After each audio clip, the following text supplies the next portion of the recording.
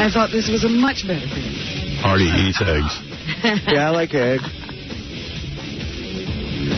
Artie went out and did stand-up comedy this weekend, and John says Artie's eating was out of control. Artie's telling me it's the road. The road. It makes him eat? He's here all week. He's on the road one day. Why does he have to eat on the road? Because, what else is there to do? You drink and you get kind of revved up from the big performance. And then you want to eat. Where were you guys? We were in Columbus, Ohio at the Funny Bone. So we go back to the hotel, and our room service is closed at 12 o'clock. So we have no place to get food. So we're starving. So we go and call a cab company to go and take us through the drive-thru at the Steak and Shake. Oh, boy. The what? It's one of the best places I've ever been to in my life. It's called Steak and Shake. And you can get steaks and shakes. What do you mean? That's all they have? No, they have cheeseburgers. It's a drive-thru? It's a drive-thru. And you get drive-thru steak? Like a porterhouse steak you can get? Well, they have what they call a steak burger, which is what we got. But yeah, it's a hamburger. No, but you could get a steak, too, if you wanted. Like steaks and eggs. This is in Columbus? This is in Columbus, yeah. Steak and Shake. I wonder why they don't have that here. But it's great. And it's like an all-night drive-thru, so for people like us, you can go there and eat. And we were loaded, so we had to order through the cab driver who barely spoke English, so we're yelling stuff. I want chili, too. They want chili. And we want a double chili. They got to know what we were talking So what did you pack away? All right, I got to tell you Artie's menu. You ready? One double cheeseburger. One grilled cheese sandwich. He ordered all this at once? Yeah, this is all for one sitting. One grilled cheese sandwich. Why does it always have to have cheese? I mean, I don't know. I like cheese. I've never heard of a cheeseburger with a grilled cheese on the side. Yeah, grilled cheese on the side. No. Howard, he had a double cheeseburger, then a grilled cheese sandwich. Before he says this, I'm just going to say up front, I can't defend this behavior at all. Because cheese is like the most fattening thing. I know. But you don't care. No. Well, I was very hungry. All right, so start again. Yeah, you got to hear this. Double cheeseburger. One double cheeseburger. Okay. Then a separate grilled cheese sandwich. Then a bowl of chili with saltines. Then an order of onion rings. The fried onion rings.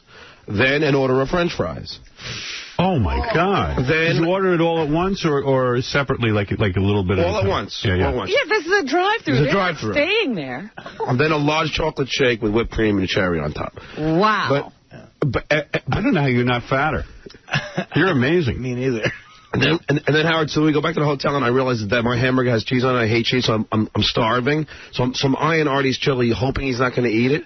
Artie takes the grilled cheese sandwich and dips it in the chili as like a dipping sauce.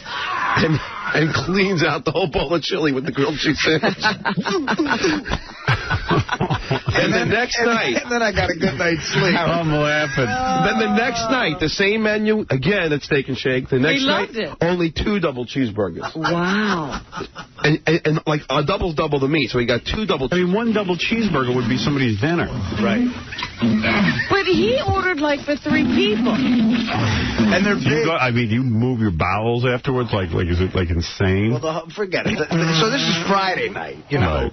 So we've been up for 20... And you were drinking all night. Yeah. All right, I got to show you the note. It's as unhealthy as... You are so gluttonous. I have no defense for stuffed?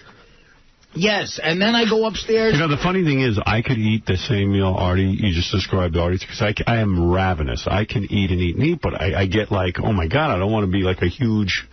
I don't want to be like, Reuben Studdard. I doubt if you could eat 3 sandwiches. Absolutely could. In one sitting. Absolutely could. And a bowl of chili. Absolutely could. I would like to see you do it. And you should see the amount of food I eat. I just eat healthy food. Well, I do think you're like a factory. Yeah. I always think of you. I mean, like, you're constantly feeding your machinery. Yeah. I'm hungry. I am hungry all the time. But Artie must have a baby when he goes to bed. But I got to tell you something. Like I just ate my breakfast. Yes. I mean, I'm starving. I had egg whites, and that's it. I eat the edge of a toast. And the thing is that... And Artie's got bread and bread and bread. And I'm so starving after that, but, like, the hunger will subside. I'll forget after a while. You know what I mean? Like, you gotta start somewhere. But this is after, like, 8 shots of tequila. Which is a lot of calories, too. Yeah, and not only that, that lowers his ability to say no to the food. But I went to Steak and Shake, and it was fun when you're drunk. I was pretending I was Jeff the Drunk when I ordered, and I said, I'd like a steak, and I'd like a shake. That's funny. Hey, Howard. Yeah. I once saw Artie sort of diet for about a minute and 11 seconds. It was the funniest thing. It was another one of these comedy shows. So they order all this food, so Artie got a bunch of hamburgers. So he's sitting there, and he pulls the burger off the bread. And he goes, yeah, you know, I promised Dana that I would lay low on the breads and stuff. So he cuts up the hamburger with a knife, and he eats like 3 of them. And then he's sitting there, but it's a room full of food, so finally he can't take it anymore. He goes to the pizza, and that's like 8 slices of pizza. But he really did not eat the bread. I mean, if Dana's going to marry you, she's going to have to realize she is going to be living with a very fat guy. Well, the problem is... I mean, you're not changing. The problem is that then after this, it's 4 a.m. Yeah, I go upstairs and I call Dana. Yeah, this is a hold on, wait. And then hold it's on. like... Hold on. See, he's drunk. I mean, he had about 8 shots of tequila on stage. I mean, you know, just totally inebriated. Right. You know, so then he's like, I'm going to go call Dana. And I'm like, all right, don't call Dana. It's just not, you don't do it. Because I have a thing, I got to call her after every, night. She's got to make sure I'm okay.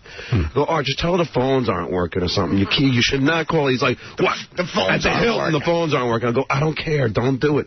Sure enough, he does it. Tell her what you did. Well, that's the whole point is I call her and we talk for like an hour and she stays on the phone with me and the next morning I wake up and I forget most of the conversation and there's grease all over the phone from the meal. It's like a murder. And I got to go wash the phone and then I'll call Dana the next day to recap what when I wake up at 2. Right. And she'll be all mad and she'll go, so, remember calling me last night? And I go, yeah, I remember. She goes, good conversation, right? I go, yeah. She goes, nice proposal. Oh!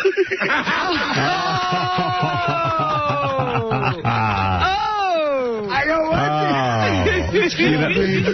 Like, why does she want to talk to you in that condition? I think she's afraid. She wants to make sure I'm okay. But you're not okay. So she's making sure I'm not okay. You proposed in a drunken stupor? I guess maybe I did. No. Wow. And I guess maybe I've done it before. I love you. I love you. Oh, forget it. The Late Show Friday night in Columbus. They were the craziest group. You got to read the note that the manager gave to the owner of the club about the Late Show in Columbus. What did it say? It goes, all right, I think you were happy with the numbers. It goes, 10:30 show, out of control. I spoke with John and Artie. Both said they could handle everything. We kicked out 2 people for walking up on stage. Artie went 30 minutes over, in parentheses, very drunk. I really thought he wouldn't get off the stage. John lets him go. I've told both CR and TJ how to handle the shows. This show is probably the craziest show I've ever managed. Artie went like 30 minutes. He was like, people were buying him shots of tequila. I've never seen a guy drink that much alcohol in one. Dude, you're going to be dead. Well, Are you doing a Belushi for real? No, I swear to you. There was no security there. People were coming up on stage. I'm supposed to do 40 minutes. As the headliner, you do like 40 minutes. And you're just doing your stand-up and then some guy walks up on stage? Yeah. And offers you a drink? Yeah. Yeah. And like Artie feels too much peer pressure. But doesn't that ruin the flow of your comedy? Yeah. But the guy's got a drink. And are you so drunk? Do you remember your act? I mean, No, if you're proposing, it shakes. It's amazing. He could do his act like inebriated. I've never seen anybody could do that. I mean, yeah, I could do some of the act in my sleep, which I think I technically did. But, I was supposed to do 40 minutes, and the Late Show I did probably like an hour and a half. Like a Springsteen concert. Let me ask you something. If Dana said to you, Artie, you have to stop drinking or I'm leaving you, what would you do? I'd stop drinking. You would? I would. For a minute. Whoa! You're never going to stop. Because it's not, booze isn't as important to me as it used to be. It just isn't.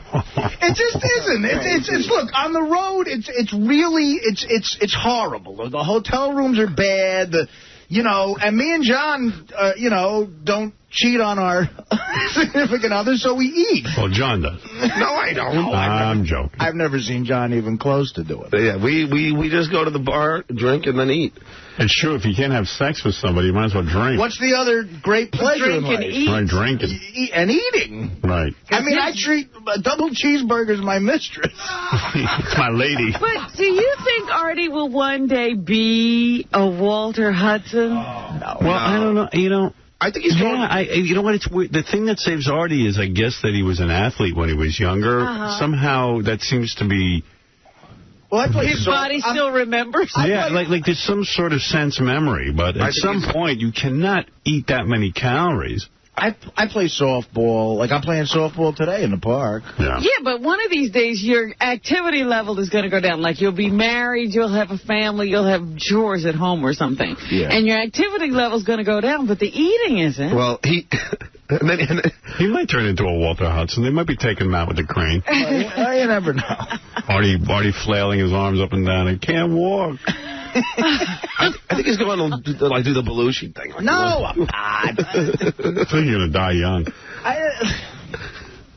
Look, I'm 35. I already got a couple years on Belushi. Any history of heart problems in your family? No. No? Nothing crazy. And it never scares you when you hear about guys like Luther Vandross or Barry White. Those guys are black.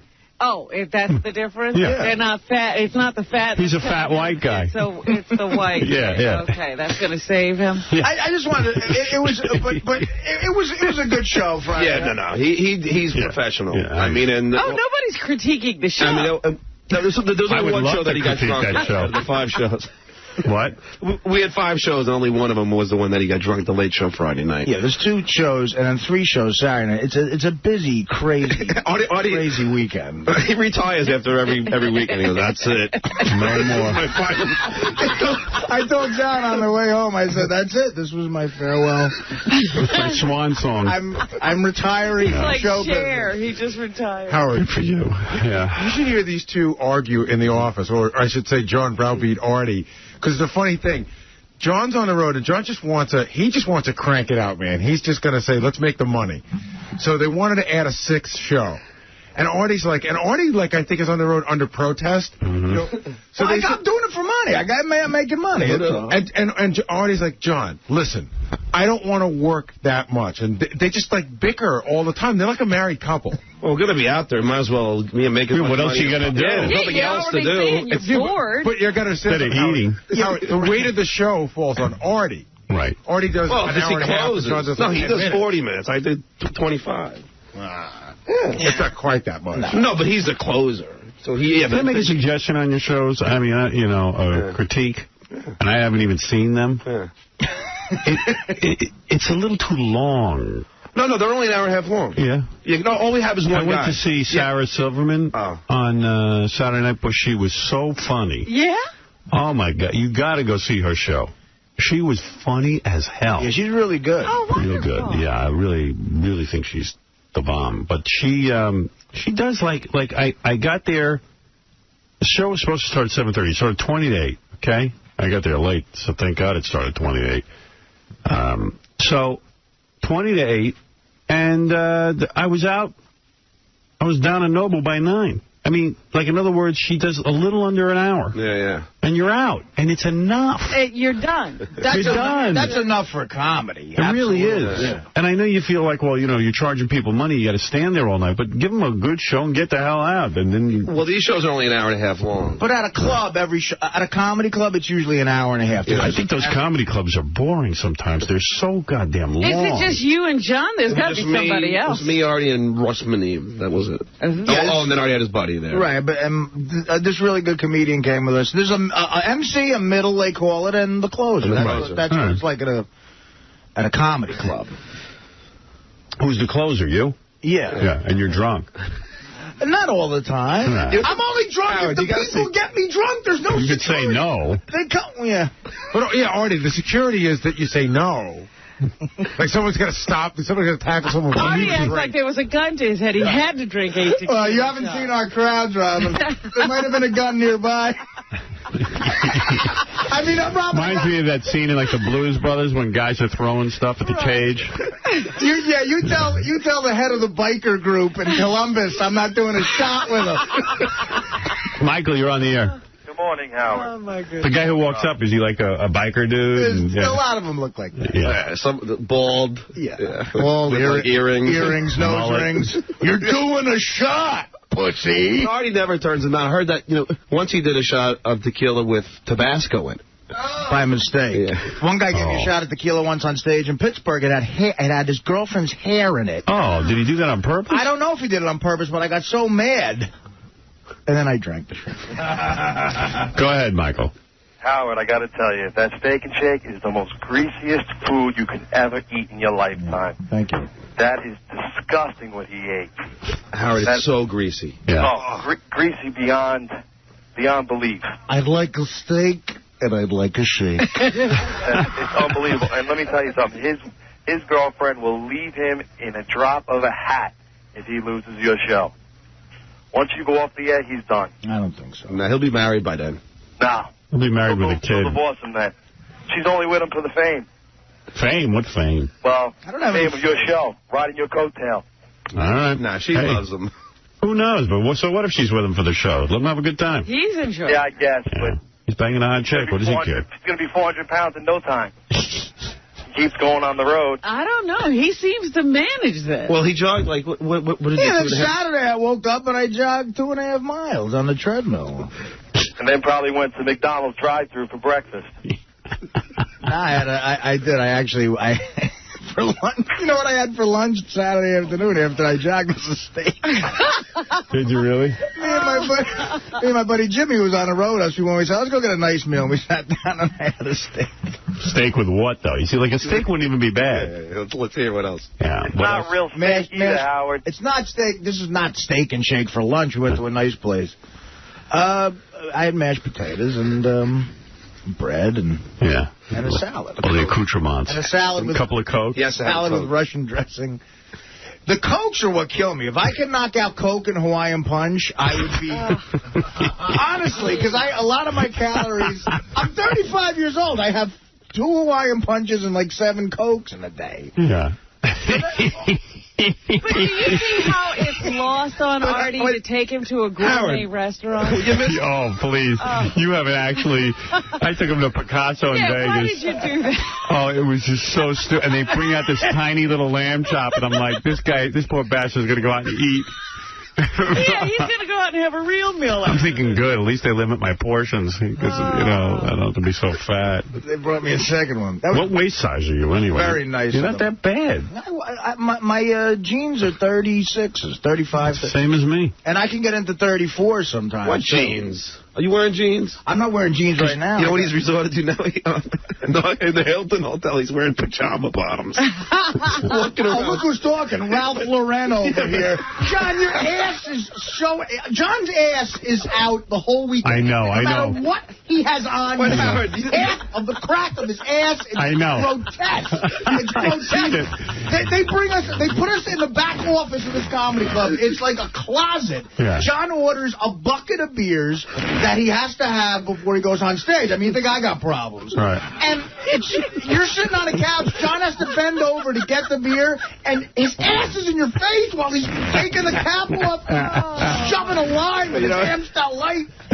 Just gross. You know what's funny, Howard? I know. I've been over to his place, and the ass is like part of the whole day. His ass is all over the place. Yeah, He has never bought a pair of pants that fit him. No, he comes out to my house, and the ass is just like everywhere. I've seen John's ass more than I've seen Dana's.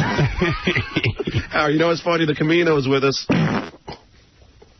Who's with you? The comedian. Russ Maneve. This guy.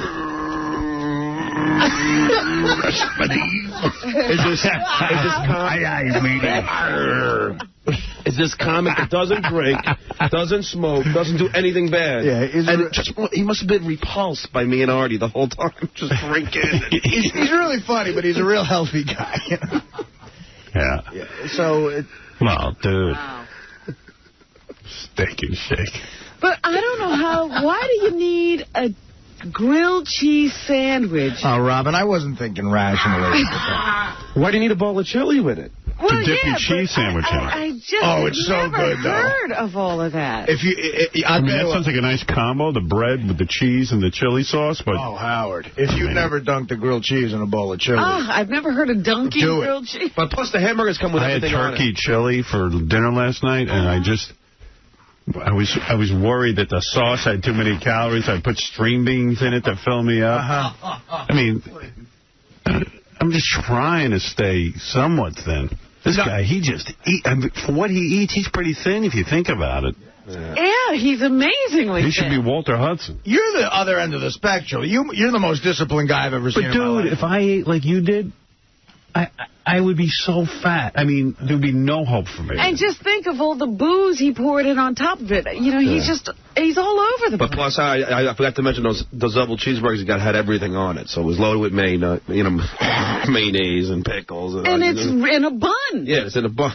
Fun. On the cigarettes. It's like the worst is when you wake up in the morning and you get a whiff of your fingers by mistake. It's like cheeseburger and cigarette and tequila. You relive the whole awful night. And then, it's like, that's just... Like the phone is full of grease. Well, let me tell you this, Howard. Looks like there was a murder in the room. Somebody murdered a steak. One time when I was like 20 years old, I was talking to my buddy on the phone, my friend Mike Saccone. I'll never forget this. We think there's a guy upstairs who executed a cow in his room. We're pretty sure housekeeping sees all the remnants of it. I was talking to him on the phone. This is when I was like 20 years old, and he heard me go, oh. He goes, oh, well, what's the matter? He thought I was like dying. And I found a White Castle pickle in my underwear. I don't know how in the hell it got in. I was wearing jockey underwear, and it was like the ketchup was dried up, and it was stuck to my ass almost. Hey, Howard. But I know Artie's getting heavy because we took this small plane home. Yeah. And I sat next to him, and you know the armrest? Yeah. Artie put it up because I guess maybe because his fat wouldn't squeeze into the... And at one point, I tried putting it down so I could lean on it. First of all, John, don't even get into your behavior on a plane. When John had long hair, we sat together in coach once on a plane. He fell asleep in 2 seconds on a 6-hour flight, and his hair was in my food. And I couldn't wake him up. And he's drooling. Wait, Artie. We gotta get to L.A. 4 shows. Artie, I'll give you Artie, I'll give you the money for the parking later. He got money to tip the driver? Following John on stage, he spits into the mic. He's got like tuberculosis or something. You get up there, the mic is soaking wet. It looks like someone dunked it in a sink. And John's going, I'll bring a party there. Artie, do you know anybody got any weed? What's my God? Artie, I just got to go to the ATM machine. I'll get you the money. Hey, you got money for the food? I just need some money to get to the airport. I'll pay you when we get back to New York. Artie told me the funniest story the other day. You know, Artie's been eating... Boy, you know what? I've heard that monologue. Wait a minute. Artie's been eating Milano cookies this breakfast. The worst. Was it Friday? It was Friday, yeah. John, 2 days before that, John had asked Artie for a Milano cookie, and Artie gave it to him. The next day, John just decided, well, now I can take them. So he reached into the bag and just took a Milano cookie out of Artie's bag. And then he ate, he started to eat it, and then he had to tell Artie something. So he leaned down and started talking into Artie's ear. Artie said he had Milano cookie.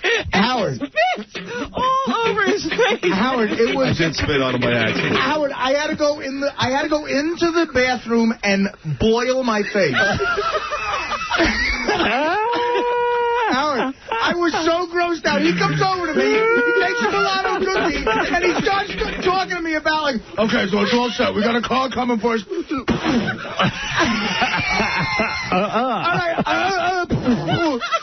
Howard, he was an inch from my face. He spit.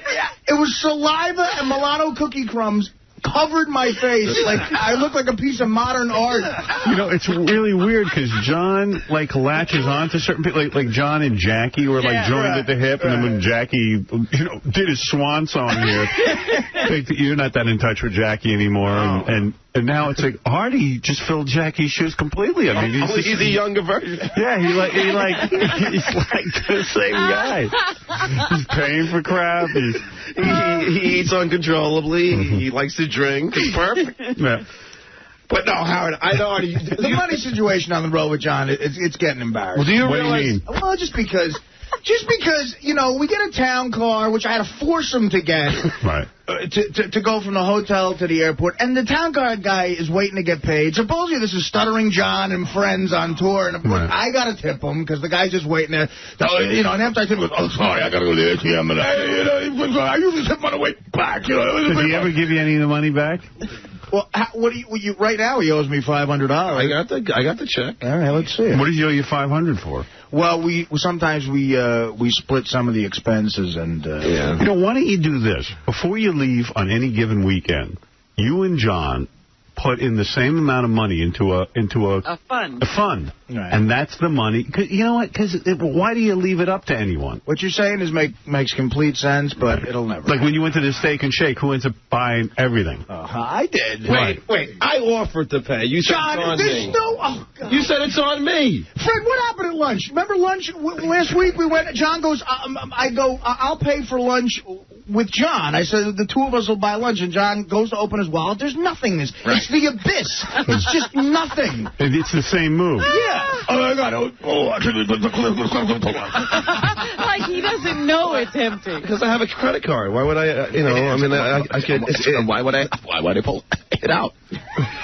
Does he pay with his credit card? Sometimes. I mean, come on, Art. Every once in a while you do, but you really gotta... It's just, you know what, no one wants to always tip the limo driver. No one... No, it was included in the car, the tip. No. No, it was. It never is. John. The guy always... I mean, I like to We always give a little something. I always give the guy a 20 at least. Yeah. You know, No, I would have too, but I didn't have it's any money. cash, too. The guy's got some money on him. I had no cash coming home. But why don't you have cash? He got paid in Because partially in cash. I spilled my wallet out. I had $10, and at the bar we went in the late Saturday night. I bought 3 cans of Ready Whip. Oh, to do whippets? Yeah, so I emptied my wallet. Howard, I'm telling you, I don't know if it's funny on stage, but it's retarded backstage. It's a documentary. Yeah. What goes on? He's buying Ready Whip. He's 37. He's got children. He doesn't have any money. He spent money on Ready Whip. It's like unbelievable. To do whippets. I'm sitting there, I'm ossified in the back of a cab ordering everything on the menu at a Steak and Shake. He's trying to get whippets. The comic who's with us just can't wait to get home. Go to like a spin class.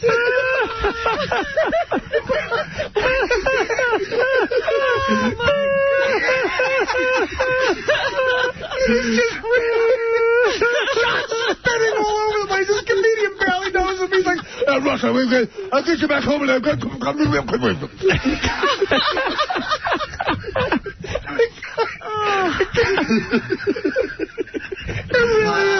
It really is unbelievable. It's unbelievable. And then we're on a plane at 9 a.m. on a Sunday, and we just look awful. Yeah. You guys are in, like, where were you, Scranton or Columbus? And it's like you turned it into Manhattan. Yeah, we did. We did. I mean, it really is just... I mean, look at me. Look at my eyes. Oh, I know. You look horrible. You're looking at me. I look horrible. My mother... I slept all yesterday afternoon. I missed the Yankee game. I woke up at 6. Now I'm screwed because I can't get to bed. Yeah. My mother comes over with food. And she goes, you look horrible. Why don't you stop doing this? I'm like, what? I didn't go to college.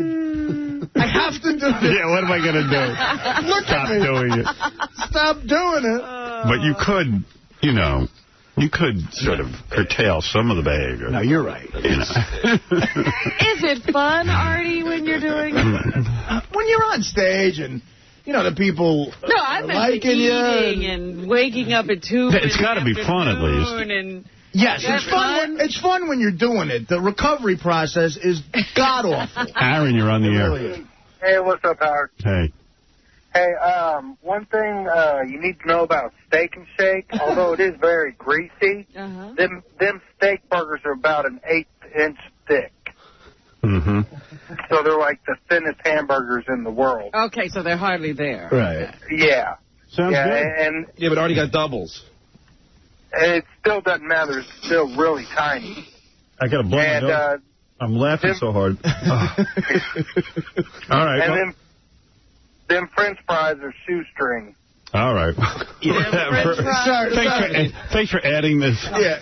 Thanks for coming to my defense, but it. Well, you know, y'all are harassing or getting on them about how y'all are imagining these burgers like quarter pounders from. All right. Thank you for the McDonald's. specs, son. Who cares? Sorry, I had 4 of them. Never mind, it's still too much food. Now, let me tell you about Steak and Shake. Now, it is greasy, I'll give you that, but these hamburgers... Them hamburgers. Them hamburgers... I ain't like a regular New York type hamburger. Dave, you're on the air. Howard, hey, I love you, man. Hey, I was at the show Saturday night. Artie rocks. Good. He was great, but Artie, your buddy is terrible. What buddy? Oh. Oh, you know John? what I mean, Artie. Hey, Artie. Yeah. Artie. Hey, Artie, you got to tell that joke about the priest that you closed with. That was a great joke. I told it all day yesterday. Well, that's not tellable on the air. Oh, you can change it around. Hey, and when John talks, he looks like one of those slow-motion sneeze things they do on, like, the Science Channel. All right. Who cares? All right. Everybody bores me. All right. We didn't let that guy tell us how big the onion rings. Yeah, we only got to the French fries when I hung up on them. Well, they're regular size, Robin. Well, let's see here, the onion rings. Yeah, they barely fit around my penis. Which is how I like to devour them. When you're banging an onion ring. We're going to take a break, and we'll be back right after these words. Hi, I'm Gay Ramone, Howard Stern's gay boyfriend, and Howard, if I would ever get you by myself, you and I in the bedroom, I would lick you from head to toe. I would play with your feet, tickle you, lick your booty, anything you want me to do, smack me, angry rooster, whatever you want to do, baby. I love you. My biggest concern about the show is the sexually explicit material that is discussed on the show. How often have you actually heard the show to know what goes on? I listened to the show for about 5 minutes.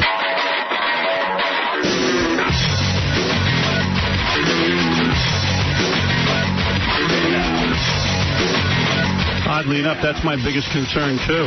The sexually explicit stuff. I'm trying to get more of that on there. I couldn't agree more. I've been working on a song over the week, and I was so inspired by that guy, Roger Allen Wade, that I wrote a song called A Woman's Place Is on My Face. And I'd like to sing it for you later in the show. Oh. All right. A woman's place is on my face. Wait, you'll see. You'll love it. Yeah, thank you. Thank you. Thank you. Thank you. Oh, you were finishing up that story. Artie, if you're just tuning in, we've been talking for 40 minutes about Artie and John and their show they did this weekend. So after the whole thing, I get home. I just want to have one good meal, something, you know, so I order some Chinese. And so I sit down to eat, and I ask my wife to pour me a glass of orange juice. She pours me a glass of orange juice. I drink like 3/4 of it. I start to pour more. As I'm pouring more, I notice there's a brown stuff in there. Oh, wait, what are you doing? Just throw it up. When I think about it, I'm almost going to throw up. John, don't. You know what you done? Oh, and I'm so...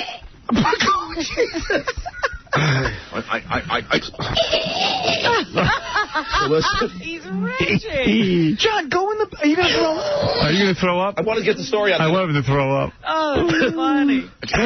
What was in there? So I go, Susanna, there's something brown in the orange juice. So she looks at it. There's maggots all in the OJ. I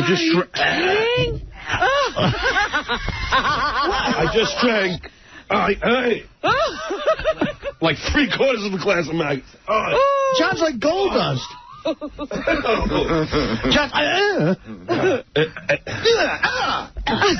Really disgusting. Doing maggots? What kind of orange juice? How old was this orange juice? It was June 5th is the the ending date on it, whatever. Yeah. I don't want to make you sick, dude, but maggots are born in feces. Yeah. Yeah. You drank It was one of those the calcium-enriched OJ they make, you know. Is that how they do it? And What's maggot-enriched?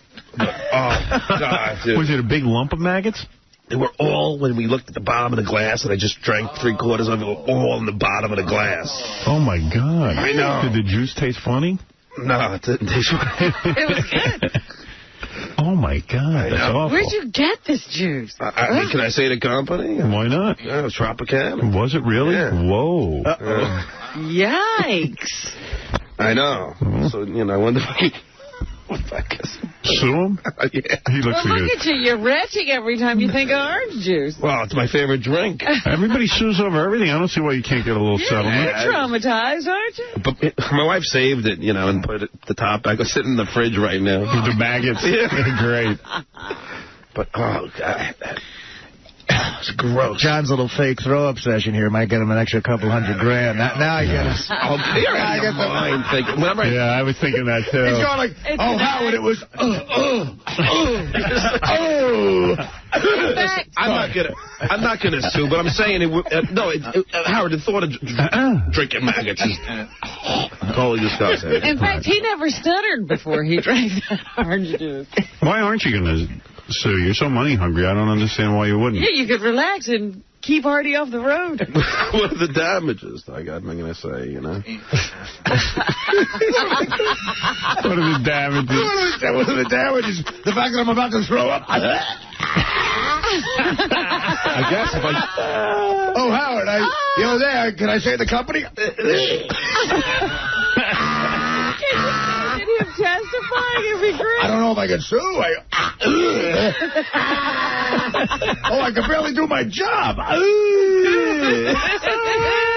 Maybe there are damages. I was doing the same thing last night. All right, I'll say the company. I don't want Tropicana.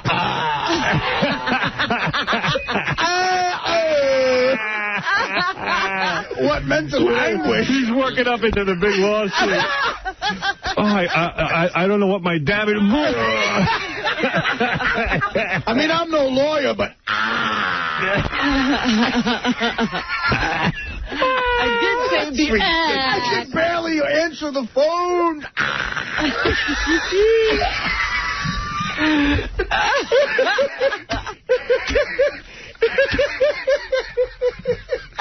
I barely got to work.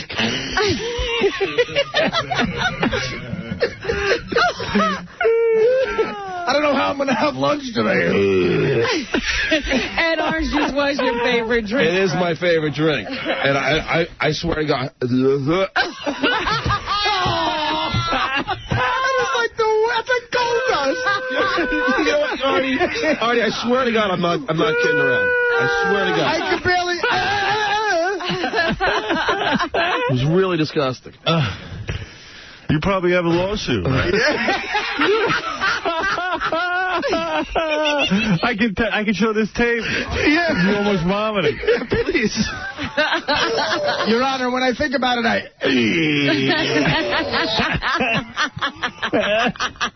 Your Honor. Your Honor. Your Honor, I can't even... What are you doing, sir? I'm throwing up.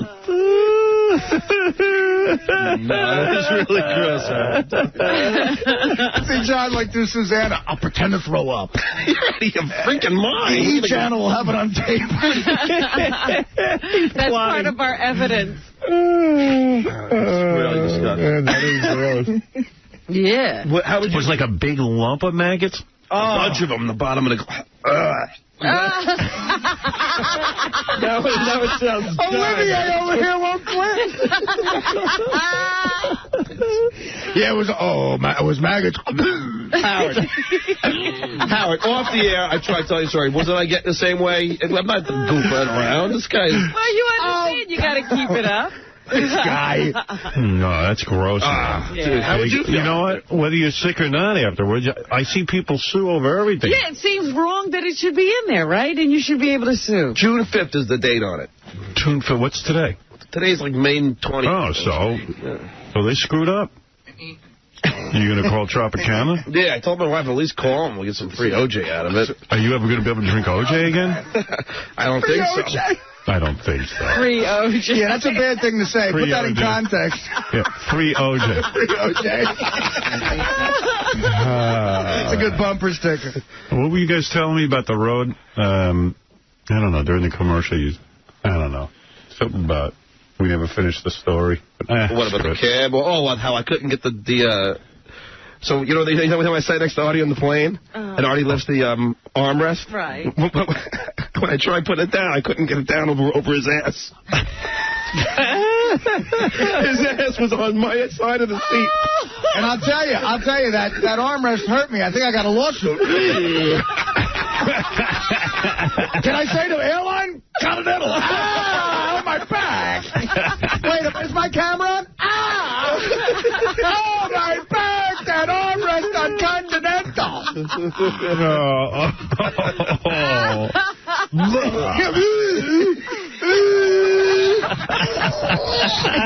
goes right back to the story, real casual. Yeah. Yeah, so it was Tropicana.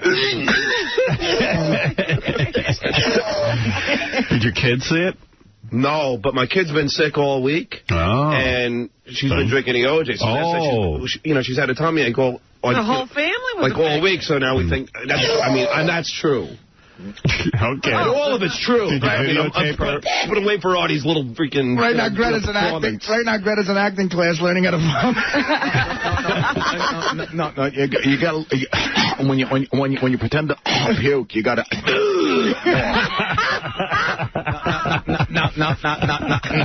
Now you try. Tim, you're on the air. Hey, how you doing, guys? Welcome. I'm from Central Ohio, and unfortunately I had to work that night that everybody was in town, and found out that everybody was going to something. Hey, Bobo, you're on the air. Yeah, how you doing, guys? I think Artie and John are out of control, man. I mean, Artie, when was the last time you had a cholesterol test?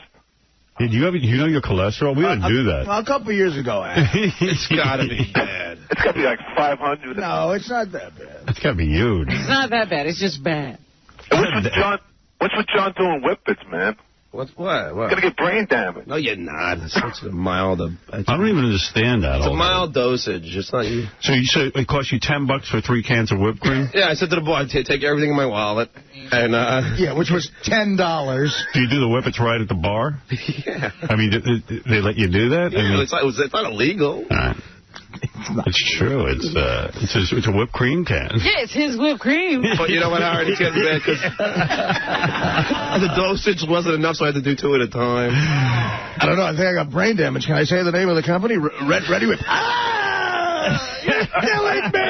Ready Whip, you're killing me! Well, maybe, this whole retching and everything is Ready Whip and not maggots. Believe me, it was the brown maggots. Brown maggots. Yeah. You got to bring the jar in. What kind of maggots? Brown maggots. I'm trying to I'm disconnected from the actual experience. You got to bring it in. Is it a big lump of maggots? I'll bring it. I'll bring in the OJ. That's gross, man. I'll bring in the... You know, I'm like, I can't eat bugs or anything like that. It really... Well, no one can. Yeah, who does? I can't eat bugs. No, but I'm learning so much. Unusual. I'm learning so much about John. You don't understand. No, but if you see Fear Factor... People that can't eat bugs. If you see Fear Factor, you know, they can eat... Artie eats bugs Parmesan, so... Yeah. With a little mozzarella, not bad. Yeah, you don't understand. I can't eat bugs. I think I understand that. We've all spiked. No. So are we. You're goofing on them. I'm not goofing on it, John. I just, you know... Doesn't really seem like you're throwing up. I could probably throw up in 2 seconds thinking about it. What? I could probably throw up in 2 seconds thinking about it. Let's see you do it. That'll be good for your lawsuit. Come on, Brenda. I don't want to throw up, Howard. Talk about the maggots. Let's see if you puke. If you puke, you'll have a lawsuit. Yeah. I swear to God. Stop. It's true. Talk about it. No, they will. Well, I'm telling you, you can't fake that, Artie. You look like Ralph Cramden. Talk about it. Seriously. If you throw up, you'll have a lawsuit. Yeah. I'm not kidding. I don't want to. Talk about the maggots in the orange juice. No. You drank a big gulp of it? I drank about 3 quarters of it. 3 quarters of the glass. I'm telling you, this is what I was doing all last night. You're right. I think about 2 quarters. Out of control, Howard. Okay. Oh. Oh, my goodness. People should be able to see this. Give me another. Jessica Hahn, you're on the air. Oh, lovely. I just got sick. I just literally got sick. I never drink a juice again. Listening to John's story. I just threw You up. could sue John, and John can sue Tropicana. She could join the class lawsuit. action. Yeah, you could join the lawsuit. I just got sick. I'm not even kidding. Oh, me too. Wait. I'm in on the lawsuit too. Wait. Class action sick. You guys. You know, I'd throw up if my back didn't hurt so much from that continental seat. All right, Jessica, thank you. Jessica checking in.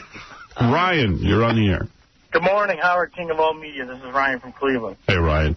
Listen, I just want to say congratulate you guys on a great show every morning. You guys make us laugh. And, Thank you.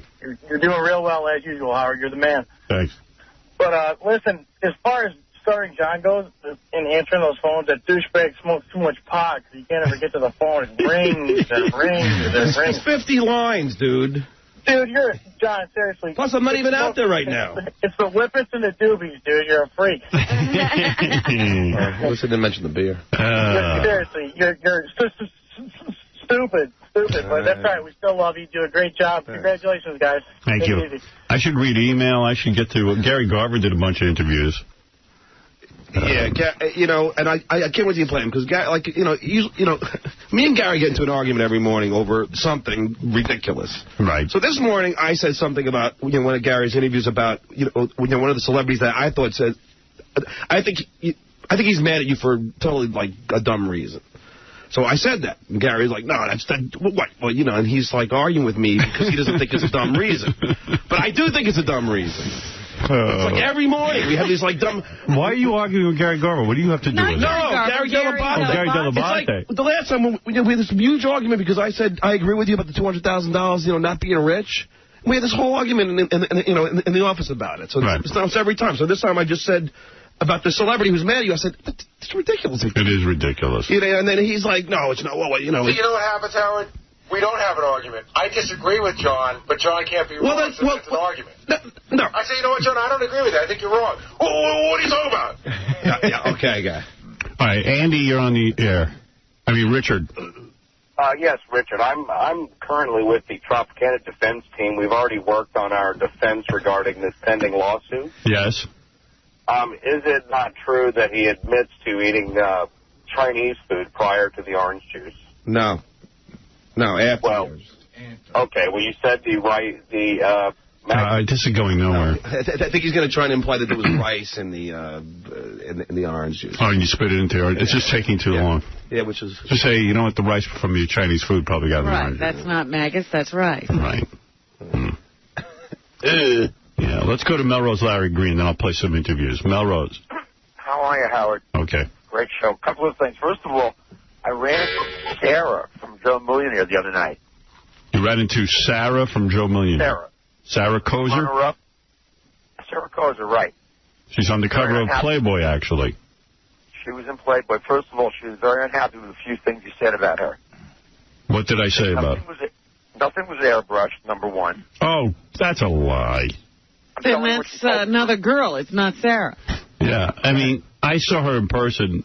You know what? Let her get naked in here, and let me do an A-B on that. Nigga, please. Exactly. Then I said to her, are you ever going to go back on Howard? Because, I'm a big fan of the show. And she said, well, my plate is very full right now. I don't even think I have time to do his show. Her plate is full, which accounts for that belly being airbrushed. her plate is as full as Artie's. Something tells me. She's a nice looking girl, but the body. In fact, the guy Evan, who was Joe Millionaire, said to me, "Trust me, dude, she didn't look like that." I'm not done. She said she got a lot more than $500,000. She got closer to $1 million. I doubt that. That's what she told me. And she said that it was Fox's decision that Evan picked Zohar, or whatever the woman's name was. Oh, get out of here. Zora. Why does Fox care? On the life of my mother, she told me this. Why would Fox care who Evan picks? And since what she told me at a club in Hollywood. You think Fox wants to... What difference did it make to them who got picked? And plus, yeah, exactly, they want reality television. Well, between those two girls, what does Zora get you that Sarah doesn't? Nothing. Right. I have no idea. I'm just reporting the facts. I'm like Jack Webb from Dragnet. All right, anything else? Yeah. Yes. I ran into Daniel Baldwin, the same place Gary Garver did. And Daniel Baldwin probably thought I had a tape recorder, but I did not. And he was talking to me very badly about you. Daniel Baldwin. Who is even... Which one is Daniel Baldwin? The one who that tore wrecked up the the plaza. Oh, the one who did the drugs? Yeah. Right. Who cares what he has to say about me? You want to know what he said? Yeah. He said, is he still on the air? Does he still have a career? Yeah. What time is he on?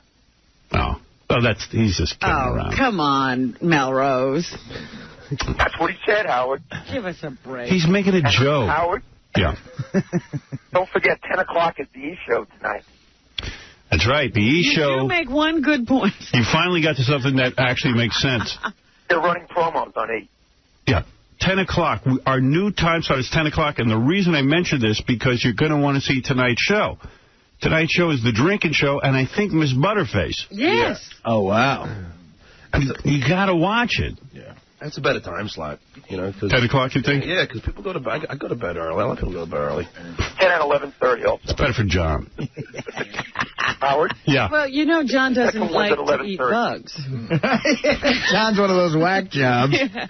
And he goes to bed early. Yeah, 10 o'clock is our new time slot on E!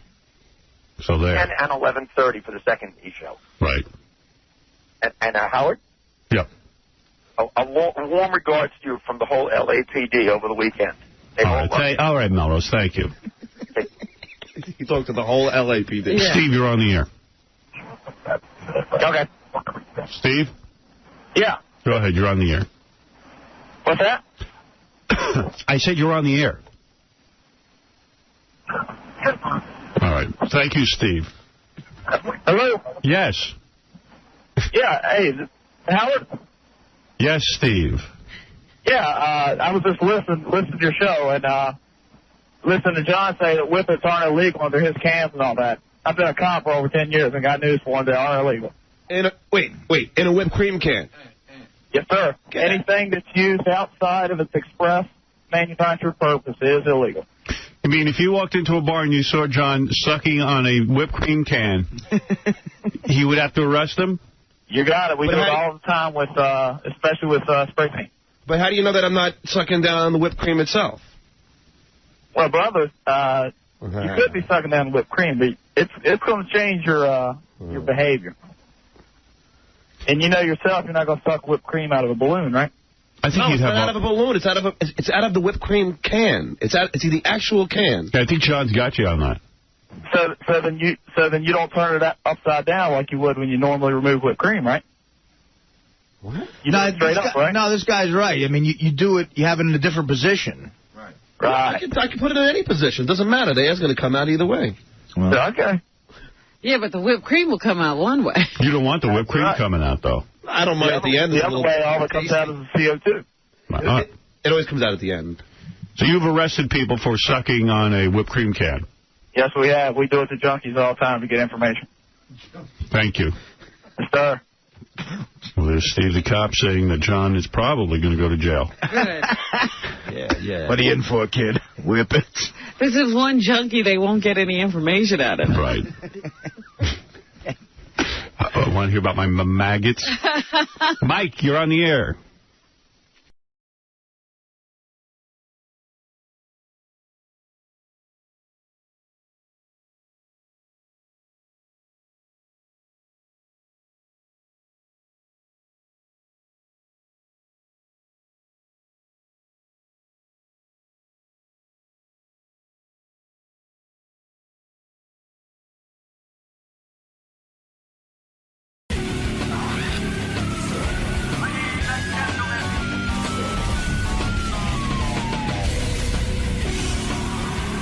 Joey Buttafuoco's on the phone. Joey. Hey, man. Hey, so you're out of the slammer. That sucked, too. It's good that I'm out and I'm home, but that sucked. I thought that wife that you had was pretty hot. She is beautiful. She is. Thank you. Vanka's beautiful. Yes, she is. Yeah, I mean, I'm actually seeing pictures of her. She was hot, but then she dumped your ass when you were in jail, which... How that does hurts. that happen? That hurts. Well, no. She didn't dump my ass while I was in jail. She waited till I got out. Yeah. You mean you thought you had a marriage right up until the day you got out? Yeah, actually, she's a great girl. She really is, and it's just like, I guess she just told me she needed a change, but she wished she needed a change. What kind of change? What kind of change? She got a real man like you. And real man, yeah, just got out of the slammer. Do you think she ever gets afraid that, like, Amy Fisher go berserk again and shoot her in the face? I don't think so. I No. don't think that's going to happen, but... Not unless you order it. Who was that, Artie? Yeah. I didn't even know he was still on the show. That was Benji. Well, you don't get it in you don't get it in the joint? No, we don't get it in the joint. Joey, by the way, was most recently in prison because he had a few bullet casings in his house. And as a guy on parole, he's not allowed to have bullet casings in his house. And I guess the cops somehow ended up at his house and found Why were the cops at your house anyway? First of all, I've never been on parole. Oh, what are you on? I was on probation. Probation, okay. There you I had go. a 5-year run on probation. So after a year, every month, probation department would come to the ranch and they just do a probation check, make sure your life is on track and everything is right, and make sure you're not doing whatever it is you're not supposed to do. And honestly, I hadn't left my home in a year. I was home and just doing my thing. That's what's great about this country, that we have the resources to check up. Sit at home, though. Yeah, but and also to check up on people and make sure they're behaving. Yeah, well, L.A. was much safer with me off the street and in jail because it was much safer because we noticed the drop in crime. But seriously, Howard. So what happened? You got out of jail. You come home and the ex-wife, the wife. Let me back up a little bit. First, with this probation violation that landed me back in there was ridiculous because in 2003, when I got arrested for the insurance deal, they had 100 ATF agents that rolled my house at 6 o'clock in the morning. It was like something you see, on television. You don't really think it's ever going to happen to you. And when it did, they took a shotgun. It was an old family shotgun. I think my mom used it to shoot snakes in Florida. And it had a box of shotgun shells that my son Paulie bought in like 2001. Now I got arrested in 2003. So they took the gun, and really, I honestly thought that they took the shells. Why wouldn't they? These were the same shells 2 years later, that when they did a probation search at my house, they found them, and basically that's what put me in jail. And we even proved that I had paperwork that showed when I bought them in 2000, when Paulie bought them in 2001, where they were purchased, the shell casings. We tracked the VIN numbers on it, with the ID numbers. You were a victim of circumstance. Well, actually, yeah, and I'm not bitching like, I didn't do it, I'm sorry. You went and did your time. I had to take the year, so I went in and did it. It was hard, man. It was a bitch because, like when you get in trouble for something you really didn't do, and it's like, God damn it, So I didn't do anything that bad. But wasn't he sick, too, when he went in? Weren't you sick? Yeah, I was real sick. I'm still sick, man. I'm down right now 50 pounds. Sick from what? What's the matter? Artie's still with the show? Yeah. Actually, you know, I wanted to say that a couple of months ago, I was in L.A. I did the Jimmy Kimmel show, and afterwards I hung out with your son, and he's a great guy. I actually had a blast with this kid. Yeah, Paulie's a good. He's really a good. He's a good son. How did that kid turn out normal? I don't know. He's the anti-Joey. You know what? Does he look like Joey? A little bit. You could tell. Yeah, I mean, and he's normal. Yeah, you know what? After the mom gets shot in the fucking head? Yeah, I gotta say, he seems normal, and he's a really good kid. He's like got a great energy about him, and what's he do? He just we had a lot of fun together. Thank you, Artie. I really appreciate that. Both my children are really, really good. Good for you, Joey. Well, good for what you. are you saying? Good for you, Joey. Joey was away most of the time. Oh, that's right. Well, all right, good for your ex-wife. They must have done something right. I mean, he's a good kid. You could tell. You know. Thank you, Artie. Now I like you again. No, I'm being serious. It's the Actually, truth. he looks more like you, Artie, so I don't know. Yeah, a lot of people asked if we were brothers. Is he a heavy-set kid? Well, not heavy-set, but he's got the Belushi look to him. Yeah, I see. Well, all of us do. Yeah, definitely. Remember, Joey, Artie, you're the young me. Okay? Yeah, Joey, let me understand something. So you get out of jail. This hot wife, was she cheating on you when you were in jail? You know something? No, I don't. I don't think so. I really do love her a lot. Did she visit regularly? Hey, you know something? You know what I forgot to ask you guys? What? Is there anybody else on the line? You're supposed to get David on the line? Where's David? Oh, is that your buddy, your producer? David One of them. He should be on the line. Oh, okay. I see. He is here. Again. Oh, that's right. We can't interview Joey without David. Right. Hey, David, David. you there? Yeah, I'm here. Okay, great, man. Good. But did she visit you regularly while you were in prison? Who? Your wife. Which one? The new first one. Absolutely. The new one. Every visiting day, Ivanka came down to the jail, and she waited on that line outside with all the people that wait out there. She's going to have no problem meeting a new man, that's for sure. That's a good-looking woman. She's very beautiful. Any conjugal visits? She's hanging out at the jail still. It's any conjugal visits, Robin? Yeah, any conjugal No, it was all no-contact visits. Wow. It was all through the glass and on the phone. You were in prison. You weren't in jail, right? I was in jail, L.A. County, Men's Central. Great spot. Right? That's exactly where I was. Great to you, Joey. No, I was well taken care of with my medical and all that. Did you have a roommate? Not a roommate, but a cellmate. We were in single-man cells in a secured area called 1700 and 1750. That was a cell block, and we were on lockdown, 24/7 lockdown. We only got out to take a shower or... Did you have any fights? Oh, no. They go on, but no, not me. I was segregated. We're doing a show, Howard, called Celebrity L.A. Lockup. So the Sheriff's Department was very, very helpful in doing interviews with Entertainment Tonight and Insider with Joey and making his stay as safe and quick as possible. So, Joey, tell me the big answer here. So Amy Fisher's getting a divorce, and you're obviously getting a divorce. And then the speculation is that you two are getting back together as a couple, which would be the most phenomenal friggin' thing ever. Yeah. You got to do it. You got to do it. And you've said in the paper you've had contact with her. What kind of contact? On the phone. Oh, yeah? You called her? Absolutely. Well, we talk. Absolutely. When did you talk? You know what? I have to tell you, and it's like, like life has to go on. And like I've been trapped in this whole, well, not trapped, but just like in this situation since Mary Jo got shot, where I was just like pounded by Mary Jo for years. And it was like when Mary found out, when we all met a year ago, that Amy did what she did and there was drugs involved and Amy didn't remember doing it, and like Mary Jo and Amy made up, and it was like okay for them. I'm still carrying the anger and all this other crazy horrible stuff. You've said horrible things about Amy. Yeah, I did for all these years, and I decided, for me to be able to, here we go, here's a little Dr. Phil for you, but for me to go on and get on with my life and be able to like recover from everything physically, emotionally, financially, I need to put that down. I need to put the anger down, because it does. No matter how strong you are, no matter who you are, the shit eats you up, man. It eats you up from the inside out. And I'm like, fuck this, man. Why? Mary Jo didn't even care at one point that, I don't care. She says she doesn't remember shooting me. I care. So what do you? So what happened? You started calling. So I have to let it go to be able to make up with my life and go on with my life. So I have a good relationship with Amy. What do you mean? How often do you speak? I spoke to her twice this week.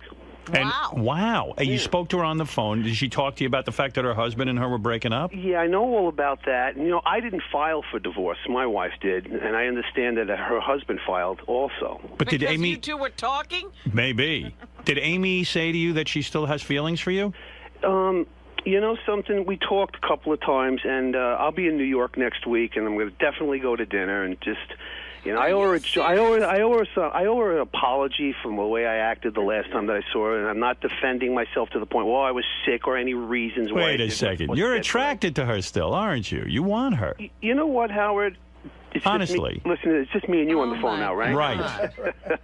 Go ahead. You know what? I'll be in town next week, and I'm going to hopefully we'll go to dinner. And I mean, you guys had good sex. You had a good time together, so it's not like you're totally repulsed by. I mean, aside from the fact that she pulled the shooting incident. Yeah, no, I'm not totally repulsed by her or anything that she did. Did you read today in the paper she just got big giant tit implants? Yes. Yeah, go ahead, well, David.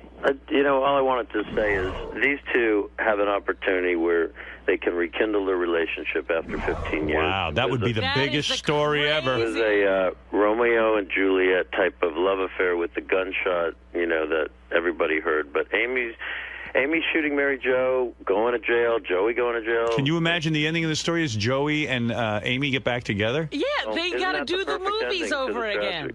Hey, Joey, is there a temptation on your part? Is there a temptation on your part to get together with Amy Fisher just so that you get back in the news and there's a whole big opportunity here? You know, really, it has nothing to do with in the news. I could go outside, piss along the curb, and it's going to make news. I mean, which she does often, by the way. Which I try not to do because in L.A., I think you get like a year for that, so I don't want to do that. But yeah, I'm looking forward to seeing Amy when I get back. Nobody's. You think you'll fuck her? Honestly, you want to, don't you? Nobody's the same. You know, everybody changes as time goes by, and you know, she's not the same person she was, 10 years ago, 5 years ago. Nor is any of us. But they describe in the newspaper that her body is exceptional. She has a Playboy unbelievable. Playmate. In fact, they're saying she might even become a Playboy Playmate. That's right. Are you for sure? Yeah, we are. Oh my God. Will you be posing with her, David? Yeah, I will actually be posing nude. Because you say we are doing Playboy. Well, you know. Are you managing her as well? Yes. Amy's going to be in Playboy. And I'll be doing it with her. David, has this been orchestrated by you to get more interest in these two? You know, you couldn't orchestrate this story. Either these two, timing is right. They're free finally. There's some opportunities. I think things have to be life-changing. Have you told Joey he better close the deal with Amy in order to make this thing happen? I don't have to. I mean, these two have chemistry together. What you're going to see over the next couple of weeks is kind of like a Truman Show, and we're going to chronicle some of it. Oh, it's a TV show. And I think it'll be fun. Wow. It's a TV show. Wow. Listen to Robin. Oh, yentering on everybody. Stop it. Wherever it goes, it goes. It's going to be, it's going to be all right. Please. She's a professional yenter, you know. She gets paid to be a cute yenter. Yeah. That's right. Yeah. Joey Boots wants to say hi to Joey Buttafuoco. Go ahead. Who does? Joey Boots. Joey Boots from Massapequa, Long Island, your hometown, Joey Buttafuoco. Hey, Joey, I want to tell you right now, you're the most disgusting, vile human being. I wish death on you. I hope you fucking die. You know what? To fucking do this, to try to stay famous, which is all, that's your agenda. Your agenda. Gorilla. Your agenda is to stay famous, man. So you're going to take the mother, you're going to go out with the girl. You're going to go out, hey, who is this no, you're trying to hook up. Howard, you're trying to hook this asshole. Just answer. It's Joey Boots, for Christ's sake. You're trying to hook up with the woman that shot the mother of your children. What about that, Joey? He's worked up, but what about that, Joey? How can you go out? Who was that guy? Joey Boots, for Christ's sake. He's Who the fuck is he? Joey Boots, you don't know? No, I don't know who He's in the Whack Pack. Oh, it's that guy. Listen. Did he ever get through the 6th grade? Joey has a good point. He's saying, how can you start having sex again with the woman who shot the mother of your children? You know what? I'm going to go have dinner. Yeah, I mean, maybe Joey Boots has sex on the table. Maybe some clams. We were thinking clams. I mean, your son is going to freak out, and so is your daughter, that you're having sex with Amy Fisher. Well, you know what, man? We thought some pasta, maybe. I don't know. Yeah, I have no idea, man. No, seriously, Joey. Come on. You got to think this through. This is a major thing. Do you think? Yeah, of course right, it is. Joey. Well, you know something? He is right. I'm heading back to New York in a little bit. Except my life's going in a different direction, whatever it is. You know, you're going to see these guys on the cover of People magazine. We're going to do Letterman. We're going to do Letterman. Well, how do the children feel about this something, buddying honestly, up with... if Mary Jo and Amy can sit down and not even hash it out, but talk out what they needed to talk out, and Mary Jo can forgive her, What's your tactic? What happened to Hello? Joey. He's gone. No. David, you there? Everybody else is making up and going on with their lives. I'm entitled to do the same thing. Joey, what's the plan? You want to go to bed with her? I lost everybody. You there? Oh, our phones went dead. Yeah. Completely dead. You should see what's going on. Hey, Joey, you there? Everybody got disconnected. Hey, anybody here? Nobody can hear anybody. Wow, the whole... Maybe they'll call back. Let's listen in. Let's hear if anything else happens. We get some inside information. We got disconnected. Hello? I think he hung up. Hey, guys, the phone system just died. Yeah, we know the whole thing just crashed. We're checking on it. That would have been great if he just said something like, Amy, you can keep blowing me. What do you guys think? I'll go around the room. All right, first Fred. Is this just a huge publicity stunt orchestrated by David Creef? Yeah, David Creef is definitely behind the whole thing. And I really feel badly for Mary Jo. I mean, she's taken more shots on this. There's a phone being dialed up. I feel bad for her and for her kids. Joey, I think, is like totally lost.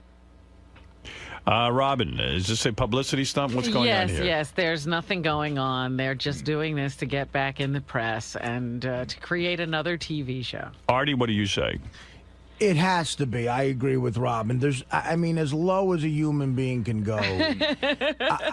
I would hope he at least called Mary Jo and said, listen, this is going to be so embarrassing. The innuendos, the press, the tabloids are going to say we're together again and she shot you. Again, like Joey Boots made such a great point. The mother of his kids was shot by this woman. Absolutely. And I hope he at least said to Mary Jo, look, it's going to mean quick money. Do you mind if we do this? And I give you a cut or something. What do you think the reality is? Do you think that Amy Fisher will start banging Joey again? Her husband was a Joey Buttafuoco lookalike. I don't think so. I really don't. Why wouldn't you think Amy Fisher would do that? The more interesting question is, would Joey, if given the opportunity, fuck her? Yes. But that's my point. Why would Artie not think that Amy would be open to it? Because I just think the whole thing is a contrived stunt. I understand that, but why would you say Amy Fisher's the one who won't be she's crazy. into it? Well, I don't know. Nuts. Well, she's older now. We're all, as Joey said, we're not the same people. Oh, can you grow out of nuttiness? Can you grow out shooting somebody in the head? I'm hoping you can. Artie thinks Amy might be normal. No, well, listen. She grew into I'd normal. fuck her. I'll fuck her. I look enough like Joey. I'll fuck her too. I'll fuck her right now. That fucker.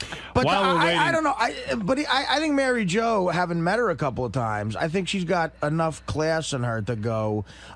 I don't care how much money. It's still gotta hurt. Yeah, What I don't are care. you talking about? Mary Jo is she's a nice person. But what does Mary Jo got to do with this story? I'm saying if Joey did go to her and say, look, I'm sorry about what I'm about to do, but it's going to make me quick money. Do you mind this? Will it be that offensive? Even if I hope he would have said. Joey's not going to sleep with a spreading Amy Fisher? I would hope he wouldn't for the sake of his kids. Oh, you're crazy. Well, listen, I'm telling you what I think. Joey will fuck anything. Absolutely. Well, he likes that he'll be Amy fucking. Fisher. He'll be fucking his kids. This will be fucking because they're going to be screwed up, and his kid is a nice kid. They're going to be screwed. How if they survived all this, they could survive that. I don't think anything he can do will hurt them. I met his son. His son's a real nice kid. He doesn't seem to have any issues. And did you talk to him about the whole situation? No, that was awkward. I wouldn't have done that. But I've actually hung out with Mary Jo a couple of times too, and I think she's the type of person that would have said, "I don't care how much money you're getting. I don't want this to happen." So I think he's already pissed her off. Let me just say something. I'm trying not to blow my stack because we have a phone system that regularly just has to be rebooted. I don't understand that. I don't get it. So I'm trying to maintain my cool when we're in the middle of an interview, but that will need to be looked into. Joe, are you there? Yeah, I am. All right, hold on a second here. I'm going to get this all back again. I got to get your friend there, David Creef, on the phone, too. Oh, okay. You two are like two peas in a pod. Yeah, maybe they're having a relationship. Maybe that's the real story. David, you there? Robin. All right. Joey. How about you? Joey, the question was asked while we got disconnected. Are you, let's say the scenario arrives. You're out dinner with Amy Fisher. Having dinner. She looks great. She got the big titty implants. You know, she's wearing a short skirt. You like what you're hearing. You like what you're seeing. She smells good. You're having a few drinks. She says, Joey, you know, I always loved you and I still love you and I want to fuck you. For old time's sake. I want to have sex with you. I want to take you back to my house. Would you have sex with Amy Fisher if that kind of scenario evolved? And Lou did not have his guns there. There you go. Yeah, Right. yeah, totally. You would? Yeah. Thank you. Artie, do you see what we're saying? He's saying it. Artie said you wouldn't. So who won? No, listen. He's saying it because that's the only way anyone's interested in all this bullshit. Oh, stop No, it. he Yeah, it's to make money. It's Can to I ask make you money. something, Joey? Joey, man to man? Sure. Is she the best Artie, you pussy? crazy? Is she the best pussy you ever had? You know something? It's no, but you know, it's that's a tough question. It really is. You've had a lot of experiences. Yeah, I mean, it's especially lately. But you know something? Right. Especially last night. What happened last night? What happened last night? No. We're not going there this morning. Too early. I'm sorry, Howard. What was your question? The question is she the best pussy you ever had? You know what? Amy's a lot of fun. Well, how so? She's just she was always just a very nice until all the shit broke. But then again, we all know why and how that happened. Would she be open to anal with you? You know something? I don't know. You never did that with her? No. I'm talking about in the old days when things were good, when you had your affair with her. No. But were she things ever good? I mean, the old days, things were pretty crazy. Well, no, there was a time when he had good sex with her. Yeah, well, for a long time, but, you know... But, Joey, what about the fact that she accused you of being her pimp and that, you know, and that was all heavy stuff? You know something? Yeah, there was a lot of stuff being thrown out there in the early days, you know, after the whole shooting incident, and orchestrated, of course, by the attorneys. Well, wait a second. Doesn't that scare you? Even my attorneys were telling me what to say. I was never involved in anything so like this. Joey should have a pimp based on his... You know, there was so many things said. Honestly, I mean, everything from the pimp to her life with drugs and her whole way of life, and that I gave her the gun and I was responsible. So I'm saying, aren't you afraid? No, because you know why? Honestly, we spoke about this, and then it blew up into a rage or what have you. But you know, she actually, you know, told me she never remembered shooting Mary Jo. Like, she doesn't remember a lot. All right, so you don't think she's crazy? I don't think she's crazy. Wow. I really don't, honestly, and that's coming from my heart. I really don't. Do you have nicknames for each other when you were on good terms? Did you have lover names? No. Never. No, but honestly, like today, look, you know, I know. Honestly, to answer your question, I don't believe that she's crazy at all. Wow. Have your kids weighed in on this, Joe? Do you think your kids are going to be pissed if you start a relationship with her? Probably. Yeah. You don't care about that? No, I do care about that, Artie. Well, how are you going to deal with that? Well, he won't see his kids. I'll deal with it when it comes to Artie's so serious. No, this creep you've latched on to, David Creep, whatever his name is trying to promote the fact that you're going to fuck the woman who shot your kid's mother. You're on Jimmy Kimmel and you're not on the Tonight Show. Huh? I'm not on the Tonight Show because Jay Leno's a fucking asshole. Right. He's not a Letterman. No matter what you say, Artie, I love you, man. Funny, Artie. What? You're not even funny. Dude, you're a creep who's trying to latch on to Joey to try to get him, to try to promote, to try to get him. Right of your life. And Howard Stern, without Howard Stern, you're nobody. Nobody gives a shit about you. Guess what, dude? I had a career before I was here, and I'll have a career in show business. Well after you're fucking dead from creepiness. You're not on my list. We got cut off again. David hung up. Yeah, David. I didn't hang up. I'm here. What did you hang up for Artie? No, dude, you're just a weaselly parasite creep who wants to try to get this guy to make money off promoting he might fuck this chick who almost murdered the mother of his kids. Good for you. You're a creep. You're a creep. You're the worst. I am not. I'm no creep. Wait a second. How did we get into this? I don't know. I was talking to Joey. I'm trying to get to the bottom. It just makes me sick when this guy's like, I go like, why would you fuck Joey? This guy's like, ugh, she's hot. The guy has no concept of love, caring, romance, nothing. His biggest claim to fame is to be with Howard Stern for the rest of his life. What's your claim to fame, douchebag? Why don't you fucking check What's wrong with being with Howard Stern? Yeah, what's wrong with being with Howard Stern? Is that a problem? But, you know, if you were funny, it would be better. Well, Howard, why am I on the show? Because you're funny. Right, yeah, okay. Sir, what's your claim to fame? Day, bro. All right, let's find out, though. One question I have. Yeah, I mean, aside from your feelings about David Creef. Right. I met Joey's kids, and I feel bad for them. Yeah, that's his problem. He met a kid, and that's the end of it. Oh, he met a kid. He met Joey's kid. Yeah, I met a kid. Hey, can I tell you something? A kid who you don't give a fuck about, you don't right? know crap about this story. What? You really don't. And you're just talking out of your mouth. It means nothing. You don't know any facts. What don't I know about it, Dave? What don't I know about it? You don't know about the probation violation. You don't know why he went to jail. You don't understand why he's out of jail. You don't understand. What does that have to do with anything? What does that have to do with anything I'm saying? You talk like as if you know this stuff. You've done no research. You don't know anything. What don't I know about the Buttafuoco saga that you know? Howard Stern. That's what you know. What? Just be funny, man. That's what you get paid for. I'm not. No, I get paid to talk on the radio.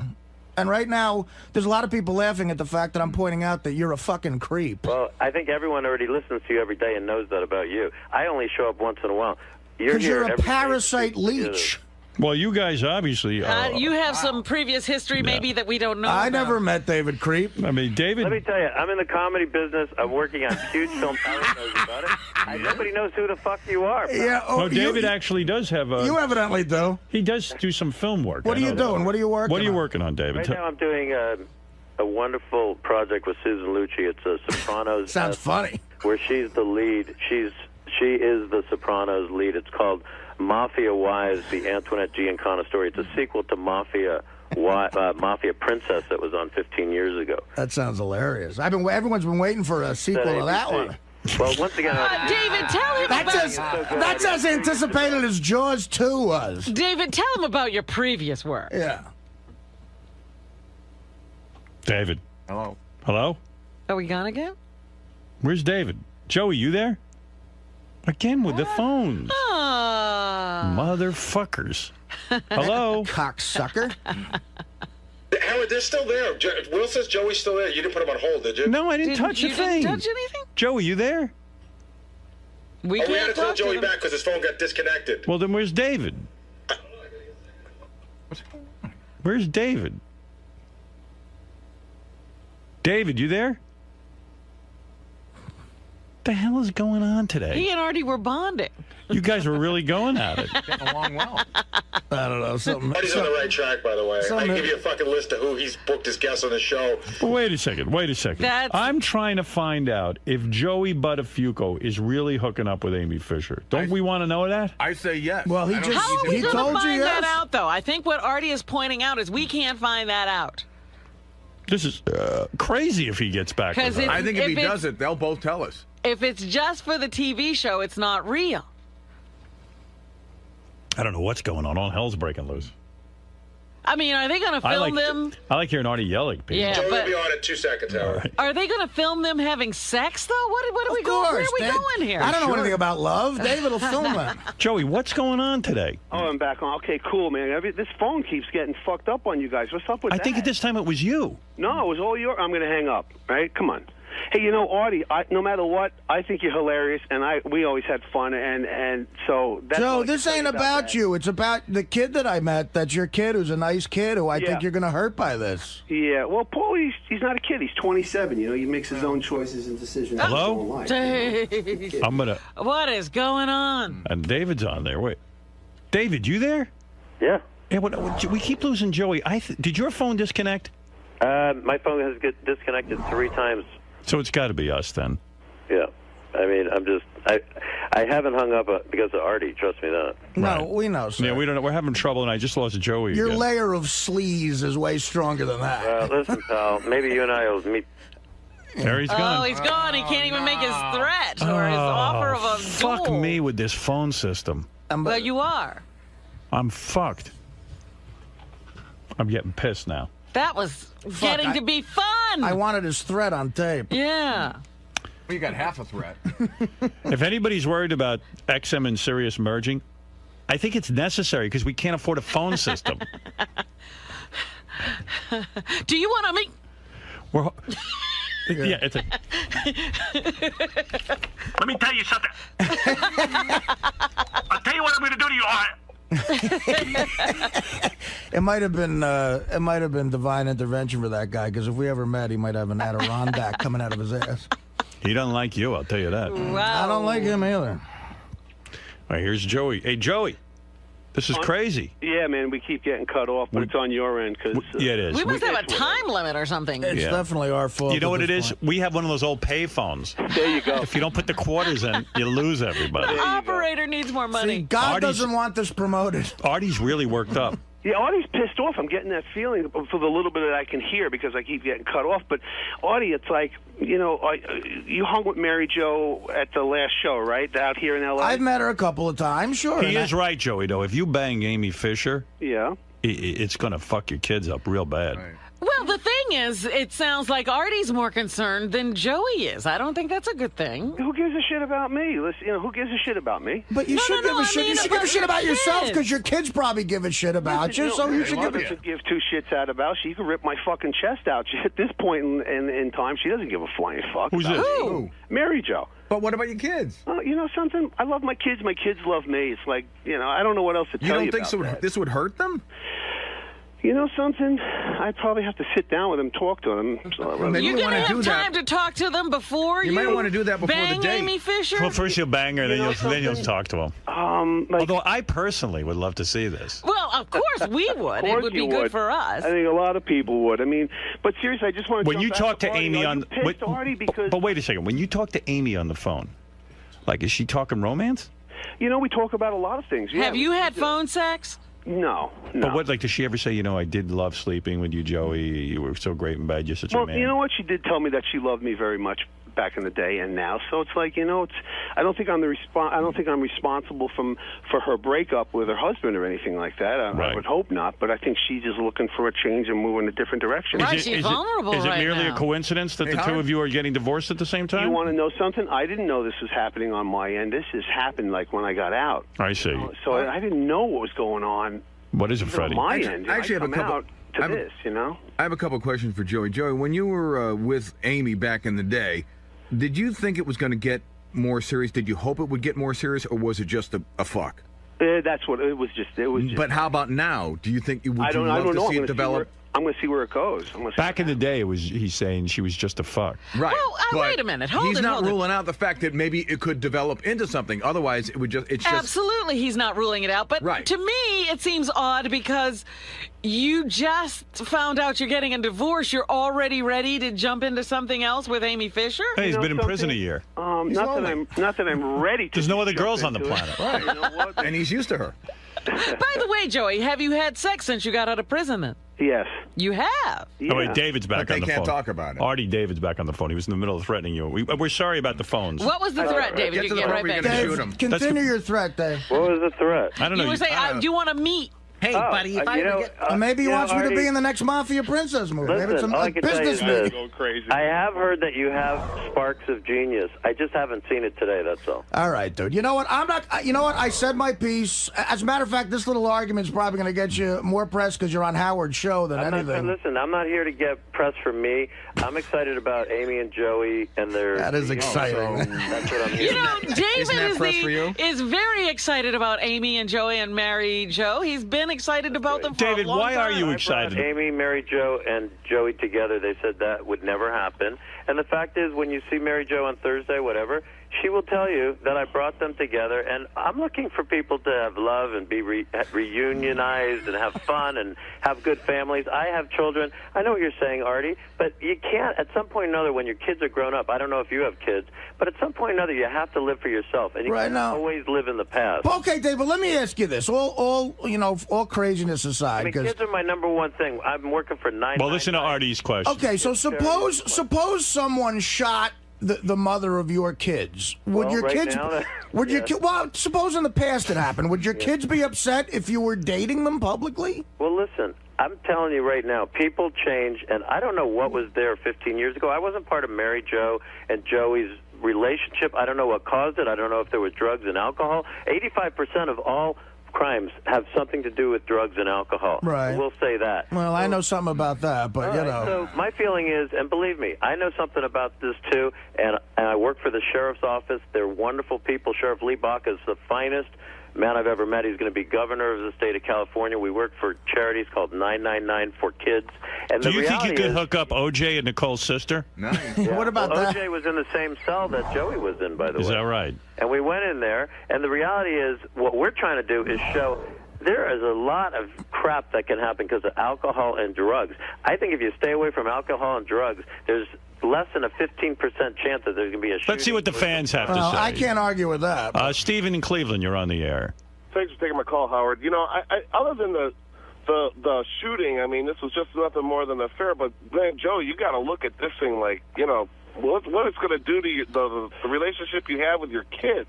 I mean, this guy is nothing more than a parasite trying to make a buck.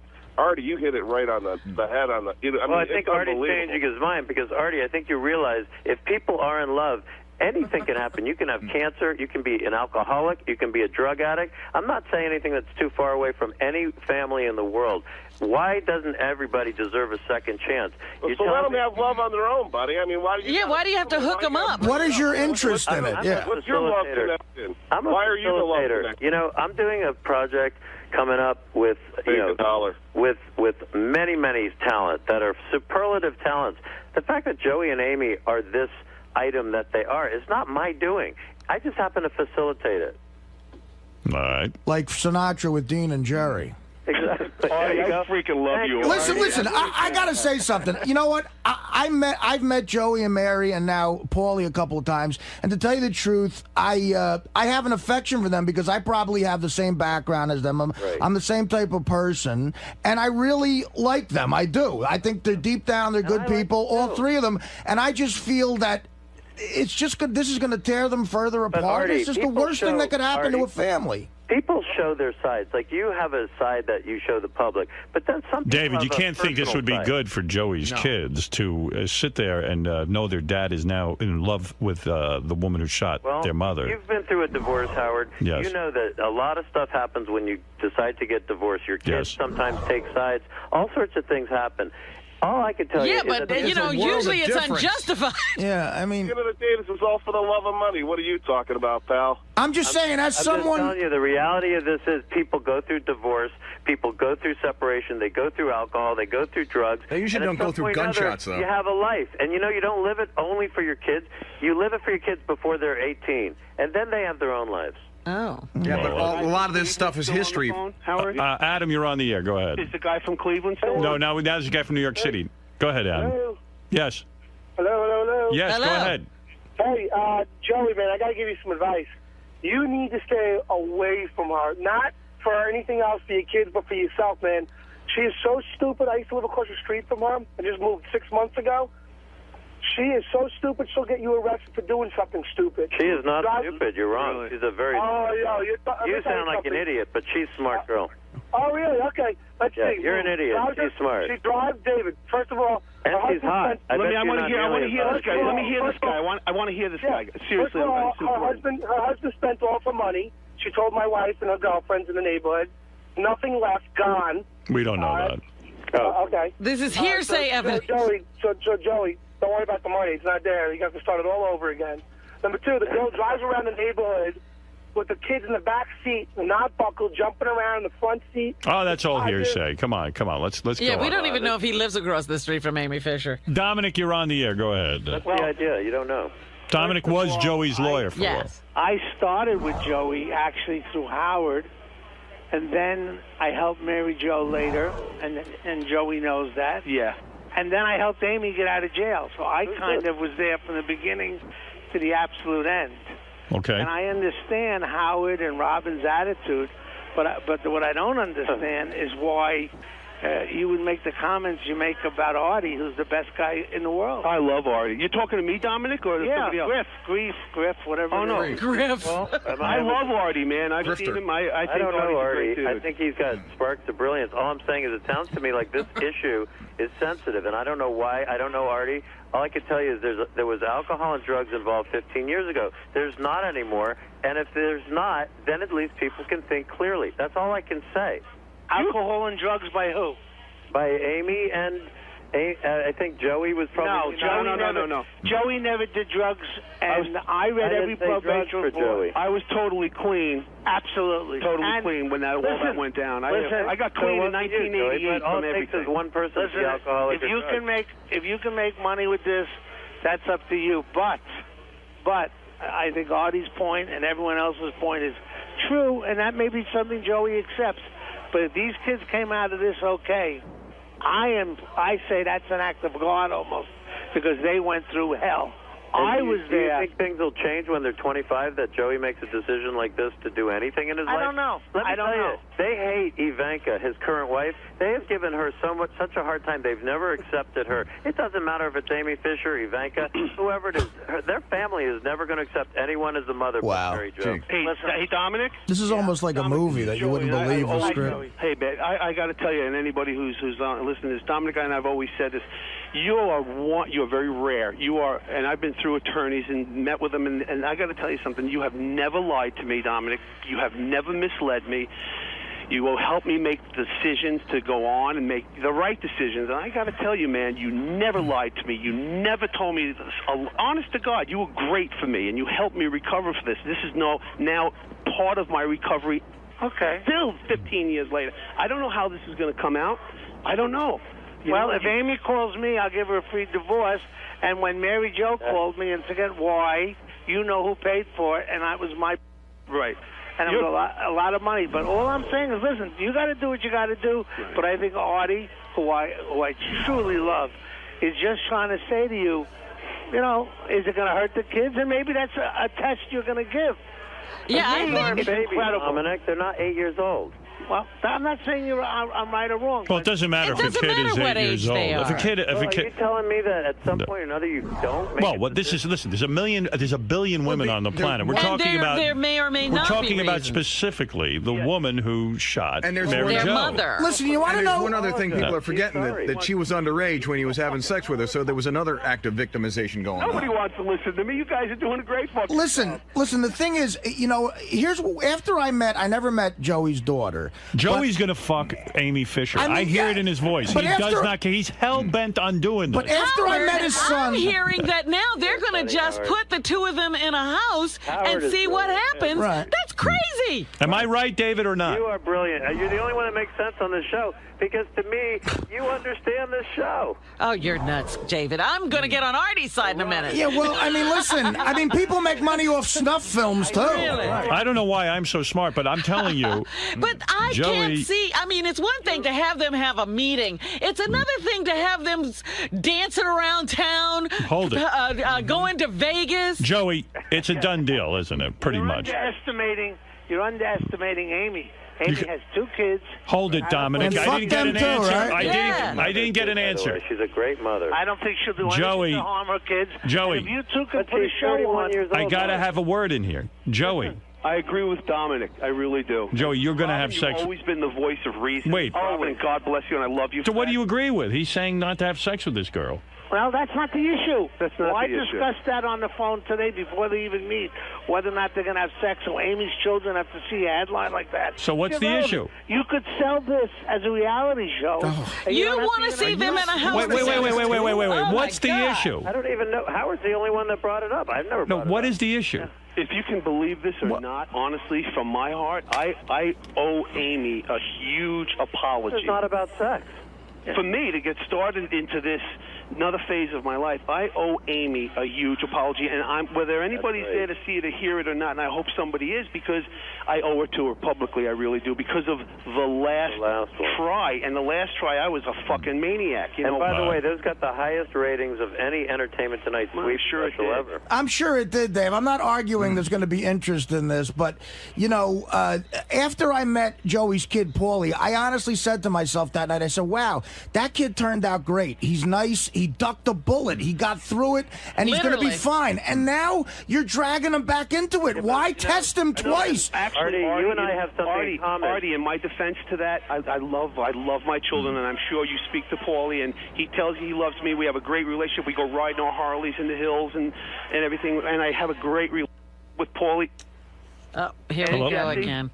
Are we there? Yeah, we're here. Go. My son Paulie is not 12 years old anymore. He's 27. He's a grown man. You know? I know, Joe, but and my daughter Jessie, I'm sure you met. You know, she's working hard and she's doing her thing. She's 24 years old. He didn't meet Jessie, he said. Oh, okay. I never met Jessie, but you know, again, I just said to myself, God, this kid ducked such a bullet in his life. Look, we're going over the same thing. Right. I don't know that Joey's actually. Have you told your children what you're doing? No. I haven't seen or spoken to either one of my beautiful children. Wait, David, you got to shut up for 3 seconds and let the guy finish a sentence. That's okay. You guys are doing a great job. Joey. Yeah. You said you were interrupted. David jumps on every line you say. What did you say? You haven't seen your kids how long? I haven't seen Paul or Jesse since I went into the county, and that was January. I haven't seen them. So it doesn't I've sound like... called and left messages for Paulie, but I haven't heard from any. I haven't heard from them. I know that they want to see me and speak with me, but I haven't. And you know, for everything that everybody says about me, and we've all ducked this whole thing, just gotten through it. I am a very sensitive guy, and I know you guys a long time. And Howard, you were the only one there back 15 years ago when all this shit jumped off, and you were really the only one who gave me the chance to speak. Honestly, you really did. You know, all right, so all right. Well, everyone's just saying to you, better think this through. I haven't seen my kids, and I really need to. But I just got out like 8 days ago, and I'm dealing with so much. There's something bullshit. wrong here between you and your kids if you haven't seen them for that long. So I would think real hard about whether or not you should see Amy Fisher. I have a question. But on the other did they hand, visit him in jail? No, he said no. He hasn't seen them. No, I didn't want them to, guys, because it's a real shitty place to be, even for the people who come to visit inmates. It's a bad place to be. All right, thank you, David. And David Kreef, Joey Buttafuoco, thank you, and keep us posted on what happens now between. You got it, man. All right, very Listen, good. guys, honestly, I hope everything turns out all right. I really do. Thanks, Artie. Thanks a lot. Thank you, guys. Bye, All right, Robin. Bye. Bye. Right. Bye, Howard. You let that guy have it in there. Yeah, I have no more energy. I don't know. There's something about it that struck me the wrong way. And I did meet Joey's kid, and I felt bad. I don't know. I feel bad for the kid, and now it's just, I mean, this is how anybody could disagree with what we were saying in there is beyond me. Well, you were dead on, and you've been in show business a long time. Does he remind you of a lot of the creeps you've met? I don't know, man. I'll tell you, I've met some creeps, but that takes it to another level, man. That's creepiness at level red. I don't know. And the fact that he tried to feign that he cared and that he cares about people in love. I don't know, man. It's a fucked up world. I'm glad I'm not that healthy, and I'll be leaving soon. Okay, you guys can deal with David Kreef. You know what's really fucked up? It's like everybody has a second chance. Everybody should get a second chance, except me. I'm not allowed to have a second chance in my life, I guess. You know, Mary Jo, God bless her, she's got a new guy in her life, and she's happy, and that's good. You know, my children even got a second chance in life because they were very young when all this happened to their mom, and it's, you know, they got a second chance to move on. And like Ivanka always told me, that's why I fell in love with Ivanka. I said, because she always told me, when is it my turn? Don't you get another chance? It's like, I think I just got my second chance with Ivanka, and I really believe that. I really believe that now she's gone, so...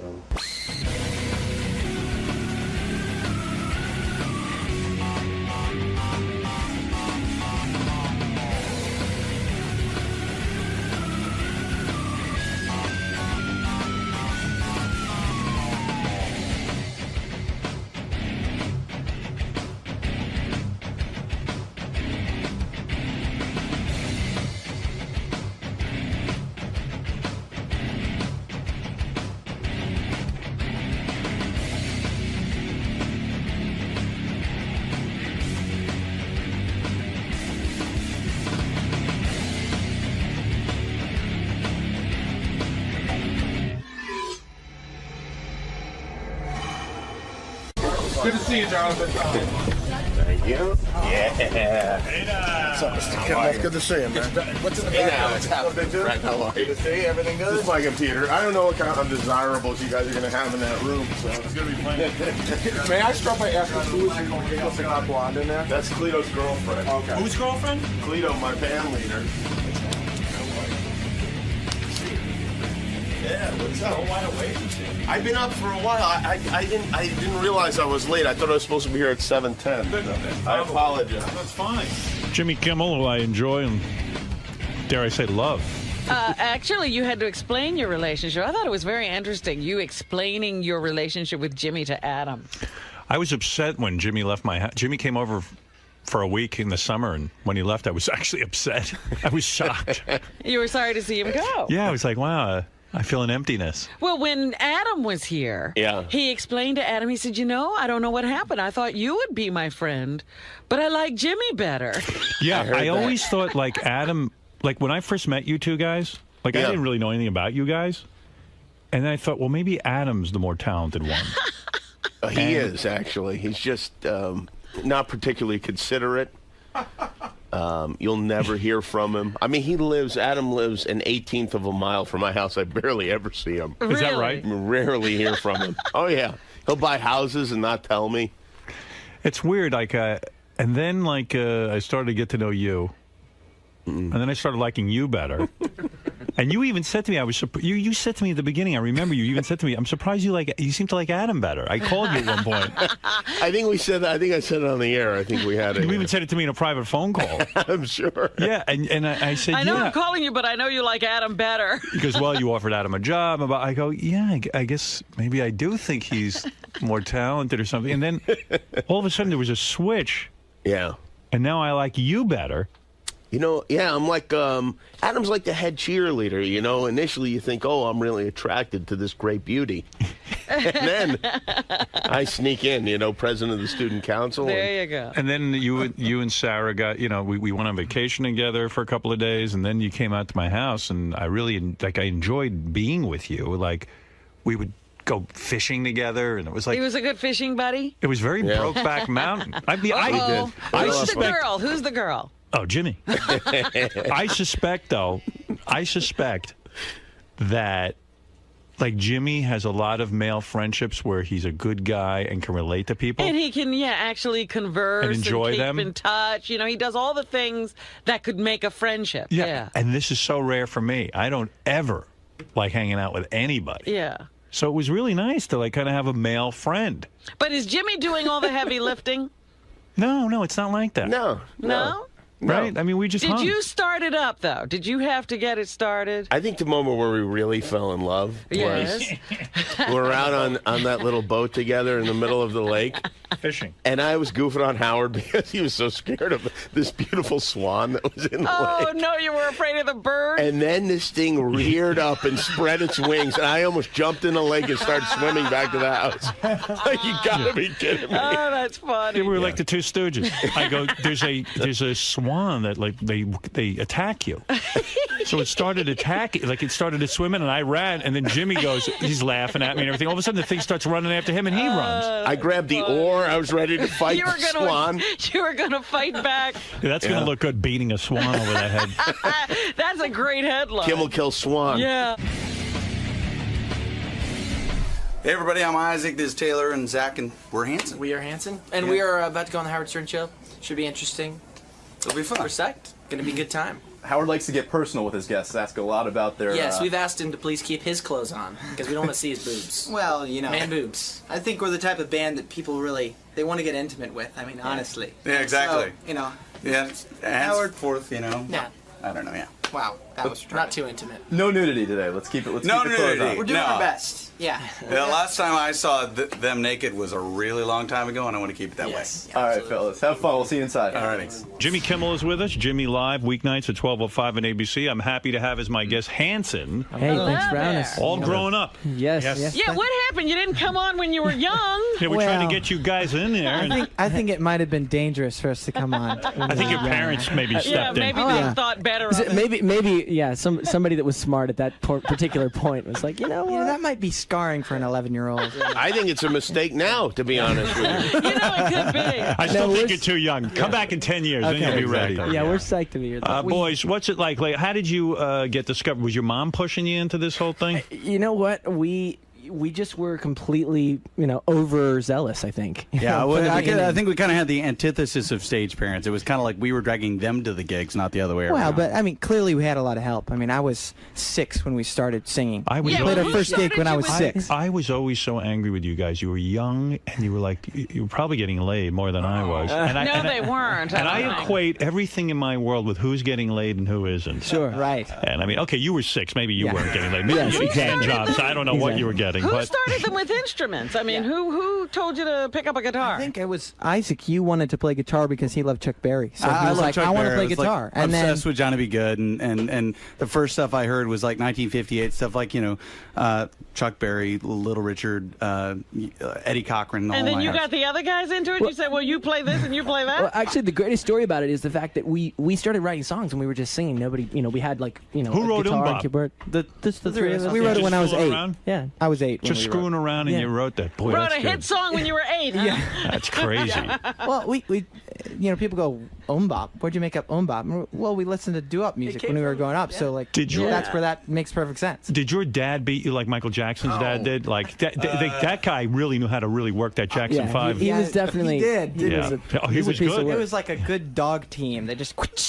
So nobody beat you. No beating. No. I don't think our dad would understand that. Like he was the guy that like he'd come home from work and like my mom would be like, the kids were like they were totally like screwing up today, and then he'd be like, okay, come back here, and then he'd pretend like he was supposed to like give us a swat or something. But you like guys that. were clearly So- way more talented than any of the kids in your high school. I mean, you guys actually had a professional Well, sound. they weren't even in high school. He was 8. Yeah, you were 8. Well, we were homeschooled too, which is interesting. Oh, that's right. Pretty Who much by homeschooled you? default. Your mom? Yeah, our mom. No kidding. So you never got out of the house. No wonder you joined a band. Are your parents? Are you? Good point. Are your It was the parents? only way for us to get out of the house. Are your parents still married? Yeah, they're still married. They're still married. Like it's a healthy relationship, right? Pretty healthy. And what did they do with all the money? You guys sold something like 16, 17 million more, Yeah, 25 million. How many albums did you we sell? sold 15 million. 15 million. Yeah. So there's got to be some dough hanging around somewhere. There's, There is. we've been lucky to, we can survive. How did that work out? Like, in other words, where did all the money go? In a separate account? To be honest, our parents were so freaked out that everybody was going to be like, okay, here's the stage parents, like, going to do the classic thing, that they were really conservative when we were too young to really manage it. They did the opposite and of just put take it our away. money. They put it like all in bonds. Good. It's like, So there is. So in other words, you guys don't have to work the rest of your all the lives, do you? money's there? Well, oh my God. Well, except for the money that we've thrown at we started on a record company, so we're spending money on that. Yeah, that's that's and Is that wise to do to start your own record No, company? not at all. I mean, why risk your own funds? Well, why stay in the because- music industry? It's like the worst industry to be in, period. But honestly, Howard, it's kind of like you being here. It's serious. It's like the decision to be in control and to know your audience. I mean, that's what it was. But 'cause how do we- you promote your music then? And doesn't the record company go out and get you on radio and all of that? Howard's Get on Howard Stern. That's true. That'll sell enough records. That'll sell enough records Actually, to what we keep said us was we're going. just going to quit. We're going to not do anything else except for we're going to focus on getting on Howard Stern in that way. We want to be the. But wait a minute, you bring up in-studio a band. point because they were a young band. You had a record. You were on a record label, and you had a great deal of success. And then what happened? Well, basically, Universal and Polygram became one, and we were part of a complete, basically a We were in- clusterfuck of labels that were forming together. I mean, you've seen, like, basically that was the biggest merger ever, and we went from a Mercury Records, which is this classic kind of rock and roll label, to a rap label. We went to Island Def Jam. So we were on Hanson Island Def and Jam. Island Def Jam. So And we were didn't like, they- you know what? I don't see Hanson Def Jam working. But weren't a you rap like album. kids, so they try to force feed what you should put out? And Definitely, there was some of that. We made a documentary about our last record, not the record that's coming out now, but the one before it, where we left our label, and it kind of shows people that all the crap you go through. It's not even force feeding. It's just the fact that right now in the music industry, nobody knows what the hell they're doing, and you've got these A&R people who are supposed to be, keeping your project going, and they're just jerking you around. why didn't you try doing gangsta rap? I mean, certainly you boys could do that, no? Well, it was the whole. Yeah, exactly. We just do the beatbox. I can't believe this kid's 6 years old. It's unbelievable. Very mature. Now, here's something I was surprised to learn. All three of you are married. Yeah, I remember when they started getting married. You were one of you was still in your teens, right? I You mean, married when you were a teenager? I got married. Well, you have to think about this. Like we just said, we started playing when we were really, really young. Honestly, I would have never said that I was going to get married young, but when you're 19 or whatever and you've been doing your career thing for almost 10 years already, you're a completely different headspace than most like 19 No, you're not. You think you are. You'll be divorced in a few years. Trust me, all of you. They're I've been married for 5 years. You have been married 5 years is And I nothing. have 3 kids. You have 3 kids? Yeah, they started doing everything. Hey, what can you say? Do they Doing sing? everything's not good way to put it. Yeah. Now, did you get We are married? certifiable. I am You guys are certifiable. super religious, right? You're born again types, right? We've all grown up, in church. In church. Yeah. So maybe Well, that. I was surprised to hear you curse just a second ago. Yeah, me too. I was shocked. I was a little shocked too. What do you mean? But you know what? But here's the thing. You're super religious in this and that, so you're probably encouraged to get married young. Did you have premarital sex? Did you have premarital sex? My kid was born 7 months after I got married. So Oh, okay, so you Mine was did. born 4. Yeah. All right, so you boys do have premarital sex. Did you bang any other chicks besides your wife? You know what? That's a I no. made one promise to my wife that said we wouldn't talk about that particular thing. Did you have a sex life before your wife? Because I'm worried about you. You didn't. Yeah, no. You didn't. It's unfucking believable. Bop. Bop is right. That's what it's all about, you know. How come you I'm not worried wearing, about you. wearing I'm going to wedding tell you rings? why. Because if I was your father, I'd sit you down and say, listen, I know. I got married young. Yeah. You know, there are things to experience in life. Yeah. 5 years, nothing. 10 years. 15 friggin' years. You're still going to be a young man. Yeah. And you're never going to have any other poontang. Yeah. That's true. You don't look at other women? Dude, I mean, are you kidding? Of course, everybody. You're surrounded.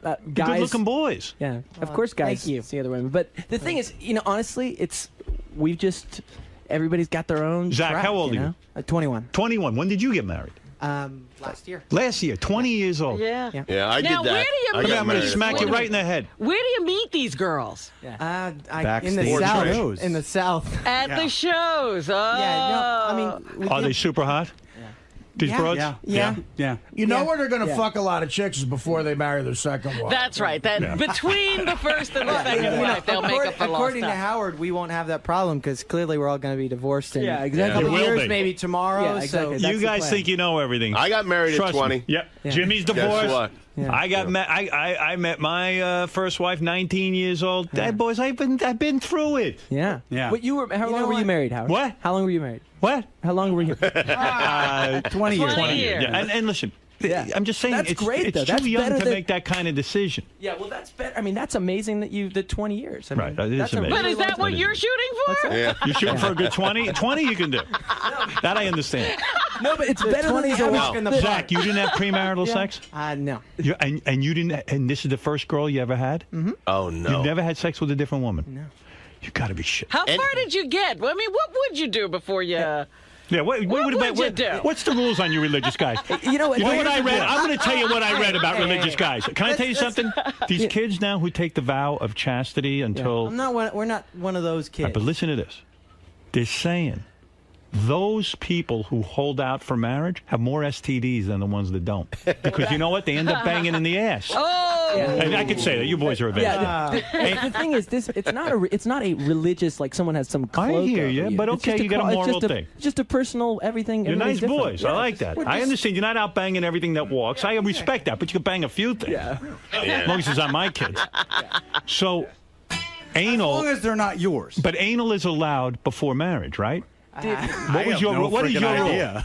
What is your rule? I didn't have a rule. I just didn't really feel... Kissing is okay, right? Sure, yeah. Oh, yeah. Feeling hell the titties, no problem. Over or under the shirt? Sure. All of that. That's okay. Sure. Why not? You know what it is? It's just, Could you get your finger wet? I can talk to Zach.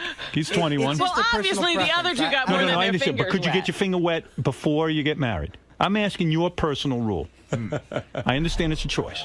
What I decided to do? Yes. No.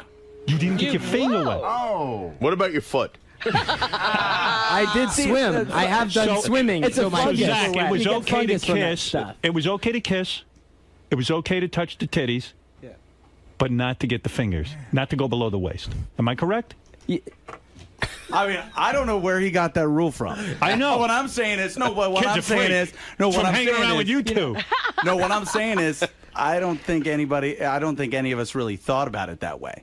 No, nobody was going like, but Zach's hardcore. Well, wait a Zach's a minute. really good We kid. can't talk to you He's like 'cause Jesus. You went all the way. Yeah, you're dirty. We're not talking to you. You're the bad one. Zach, you're like Jesus. You're a good-looking guy, and you turn down the broads And you didn't. Technically, I don't think we know if Jesus was good looking or not. 'Cause that was the we don't thing. even know if he was black or... No, he was a white guy, had a beard. I've seen people to pictures follow of him around. Trust me. So you don't believe the guys on the street corner? You don't? No, you know, get out of here with that. Are you kidding? You've seen the pictures of Jesus. Look like a swimmer. Yeah. Here's how He we was know definitely a swimmer. He's probably an Olympian. This is a weird thing, is because like I got married that young because I was certain I would not be able to find another good-looking girl to have sex with me. Me too. Look at these three guys. These guys knew there were other girls out there. Yeah. I don't understand this. We are not that good looking. Oh, no, you are. Just give a Look at shit us and then look at you. about being good looking. No. I hate Here's that. the deal. You could get a lot of women. You got the music. Right. You guys are talented. If they didn't play You a got lick of money. music, they'd get girls. Yeah. Look at these You three. could get They pussy. were singing, and the girls were screaming. You never banged a Playboy Playmate or anything. No. You know what, Dude. Howard? Honestly, in all truth, of course, every guy, you're a guy. I mean, it's like the Wayne's World thing, swing, swing, swing. I mean, you see women, you're attracted to them, but everybody had. You're gonna change. That's just who we are. And for that matter, none of us, like every guy had their own thing. Like Do you nobody look at was internet looking porn? at the other guy. Do you look at pornography You on guys the beat internet? off to porn. I mean, I try not to. You know. But you do. Yeah. But you failed. You failed. know, Every- what's the statistic? Why try not? 90% of men say that they masturbate, Isaac, you beat and off, right? 10% say that they don't, but they're lying about Isaac, it. you 10% beat are lying off, about right? it. Yeah. You seem to be real honest. Mbop is about beating off. Yes. It is? Exactly. You're totally right. Is it about beating off? No, it's actually very serious, strangely. It's a very serious Well, let song. me get back to you. What's here. more serious than beating off? You grew up in famous, good looking. Right. You meet. Rich. Where did you meet this broad you married? I Honestly, met her at a concert. at a concert. All right, she was a fan. Well, No, she people was used to ask. a If we, we did a thing for Macy's. She was modeling for that, and somebody who worked for Oh, us. so she's a invited hot chick. There's no she's question. hot. I understand. She's beautiful, that. yeah. Then you're going out, and she probably even said, "Hey, listen, man, I want it. Give it to me." Yeah, she didn't understand these rules, did So she? you're like the chick. You're holding out. You're like, no. I'm serious about you. running away from her. she's a Southern girl, dude. No, she's got. a Southern she belle. actually You has don't understand integrity. the South Yeah. if you're saying that I about a don't- woman from I'm Atlanta. just trying to understand. So did you have like wicked blue balls every time you were around this chick, or did you beat off at home? I mean, what did you do to get through this? This is incredible. It's a talent, you know. How long she did you older? know her? Yeah. She's a couple years older. She's 2 years older than I am. Oh, yeah? We dated for 5 years. 5 years. 5 years. You never went below the waist. Wow. You made out with her. Yeah. And you get a wicked boner. And then, like, what'd you do? You went, you ran home and beat off, right? No way. Or you, They- what do you do? Go home and pray? I mean, what the hell do you do? What do you do? Play wiffle ball? I got to know about you. No. Praying doesn't solve that Howard's problem. actually No. curious. What did you do? Because I want to I'm know. so fascinated. I actually took He's the like, syringe and I please tell drained me. it I'm out. trying to figure this You out. drained it. Yeah. All right, you drained your lizard. Why your brothers were It's a impregnating siphon. their future brides, and you were not having He was sex? the only one, yeah. This is unbelievable. He's And Zach, could you talented. could you dry hump her? Like, could you just like let's say you're on a date and you're in your car. Can you just get on top of her and thrust like against her? And do it that way? Howard, Are you you're allowed completely to? missing the point. What The am I point- missing? The point is, it's not about. Nobody set a set of rules. He just said. I'm asking Zach what he did. Were you allowed to dry He's hump? trying to get literal on May 4th, 19... Yeah, May 4th. What happened? Would you ever like isn't that a leap of faith? Like, how do you know you're going to be sexually compatible even with your wife? Like, the wedding night is like, shit, what if we don't dig each other? Like, What happened on that wedding night? That's what they call annulment. Lots of good stuff. Yeah? How many times did you get off of your wedding night? Like, how many times did you just guys go bone like the second the ceremony Yeah, was how over? long were you away? Like a month? It's very romantic. Yeah, we actually just got back. Yeah, Zach's been gone for the last year. They or made so. the record without Can I me. tell you How many something? minutes I had was a buddy. How many minutes was your cock actually outside of her? Oh, my goodness. I mean, that's great. And your girlfriend was a virgin too? Yes. She was. Yes. Oh my goodness! Like I said, she's a Southern woman. Did you have a Well, moment? classic Was Southern- after the first time you had sex? Did you go? Was there a moment where you went, "What? Why the fuck didn't I do this sooner?" Honestly, I know this sounds bad, but I said, why the fuck have we been making such a big deal about this in our culture? I mean, it's great. Yes. Yes. But it's made to be so glorified. So you prefer masturbation? No, I'm saying that I think sex is awesome, but No offense, you might be gay. I'm not. Trust me. If you were gay, I then you am would be not saying that. gay. But what I'm saying is like. We glorify it to such an extent. It's Yeah. incredible. It's this awesome thing, but it's on like every billboard. It's on every TV You're goddamn show. right. You know, Reason for it's that. like I gotta show you. I how to have agree. sex. No, look, I am not straight, whatever, You're not religious, straight? not straight. All right, that's what I thought. You know, but I don't know. Sex is an awesome thing. Can I But tell you something? I had a buddy. We were in college. Yeah. Gets into this girl's pants. Long story short, turns out she's a freak. He can't get his penis in her. Dry as can be. You know what I'm talking about? Sure. Okay. The desert. He finally gets in there. He comes home and he says to me, "Take a look at my penis." Now, listen to this. He shows it to me. It's black and blue. That's how much work he had to do to get into this Look like chick. Jeff the Drunk's So ass. that's a problem. Now, can I tell you something? What if on your wedding night you get there? Who knows? She locks up on you. Whatever. She's got a psychological problem with sex. Right. Turns out she's even a lesbo, and you didn't even realize it. She didn't even realize it. And then if That's you it. punch her, But if you're trying to figure out whether she's a lesbian by whether you can get, whether you can get it on with her literally, Yes. then you're completely going down the wrong. You think so? I don't know. You can figure that. Believe me, you can figure that out without actually having to take her. You know, Boys, your For all parents did you a know- good job with you boys. I Yeah. never met boys like you. Yeah. I mean, Dude, this is you know, unreal. I mean, the thing is, this is not. We're just guys who. You know why I like you boys? You're not like a Paris Hilton type, or like you got famous and you didn't like turn into complete You didn't morons. turn into morons or In fact, you almost went the other way. You went moronic in a real weird way. mostly guys like you turn into jerks. There's That's got to right. be a happy medium. Do you have any brothers Hey, all I and gotta sisters? say is, fuck you guys. Come on, jeez. No, do you guys have any other brothers and sisters? yeah, there's actually 4 underneath the 3. But they're of us. not talented? No, Yeah. not at all. Probably jugglers or They're something. not music. They're not really. They can probably fart I at don't will. know. are they all ugly? Oh, stop They're it. all ugly. There's 4 other horribly of you? disfigured. You guys can't find broads to fuck you in Atlanta. Ask the Falcons and the Hawks where they find them. Believe No, me. dude, it's not a matter of finding them. And your It's just a parents- matter of wanting them. And your Really? parents like you three the best out of all the kids, right? Of course. I would think so. no. I would. I don't know. I don't know. I You know, would. I'd have to ask them. we're pretty nice. We bring pretty extra nice guys. gifts every month. You're good dudes. Yesterday we were back. But what do the other kids do? They just sit around living off the fat of the land? They don't even have to pick up an Well, the oldest, it's 18 and 16 and 13 and honestly, the thing is, we 9. did our so own- they're all we- pretty young. We've I been mean, almost like- most people, even in our family, aren't as crazy as we were. Robin, Start being a band when they were that You young. know what they Look do, at us, Robin? yeah, They do right. the same thing I'd be doing. I'm 400 pounds sitting by a pool on Tuesday afternoon at 2 o'clock, and someone says, "What do you do?" I don't do nothing. You know, my brother wrote that song, Mbop. I'll tell you, Hey, in man, my, if in you my need somewhere family, I have a sister. Yeah. Okay. And my parents have totally forgotten her. that you have a sister? That's right. Because I'm famous. Sucks for her. Absolutely. She's probably has I'm some famous. real Do you still keep psychological in touch with problems. her? I'm the favorite child. Of course I'm in touch with her. Yeah. I mean, You like to remind you her still that you're talk the to her. favorite. I call her up, I go, ha, ha, ha, ha, ha. I'm the favorite. Is she an older sister? Yes, no, I'm so just she, kidding. So she beat you when you were. It was, No, it was she's the brother great. sister. I send her all my clippings, let her read her heart out. They're in touch. She doesn't have the main number, but they're in touch. All right, and when you watch American Idol, do you kind of laugh at that? Because, I yes. love what you supporting the Sanjay thing, because I think ultimately I've been talking to different people about it. I think in the end it's going to be that the worst one really does win, and it's going to turn into that, and they won't be able to stop it. Right. Because ultimately it is just about the kind of the shock and awe of I mean, like the whole. It's not about Hung talent; thing. it's about entertainment. Though there have been Right. some talented people that have won. I mean, there. Actually, fellow Oklahoman, Carrie Underwood. Yeah. you should Yeah, do she's them both. tearing But, up yeah. the country chart. But yeah, Didn't you think when you got married at 19 that you had it all figured out too? Like, didn't you think, well, yeah, of course it's going to last forever? No, I wasn't. I didn't know what he I didn't was know doing. anything. He said, "I do not know what I'm doing." But if I was Hanson, I would have known. I would have known too. Well, you know what? I always think of the Kobe Bryant thing. We were talking to Magic Johnson just before Kobe got married. He said, every one of us has tried to sit him down and tell him. But you can't. You can't tell a 19-year-old who's making hundreds of millions of dollars. Zach, you never answered the question. How many times did you get on with your wife the wedding night? Was it like 5? Yeah. It was. Wow.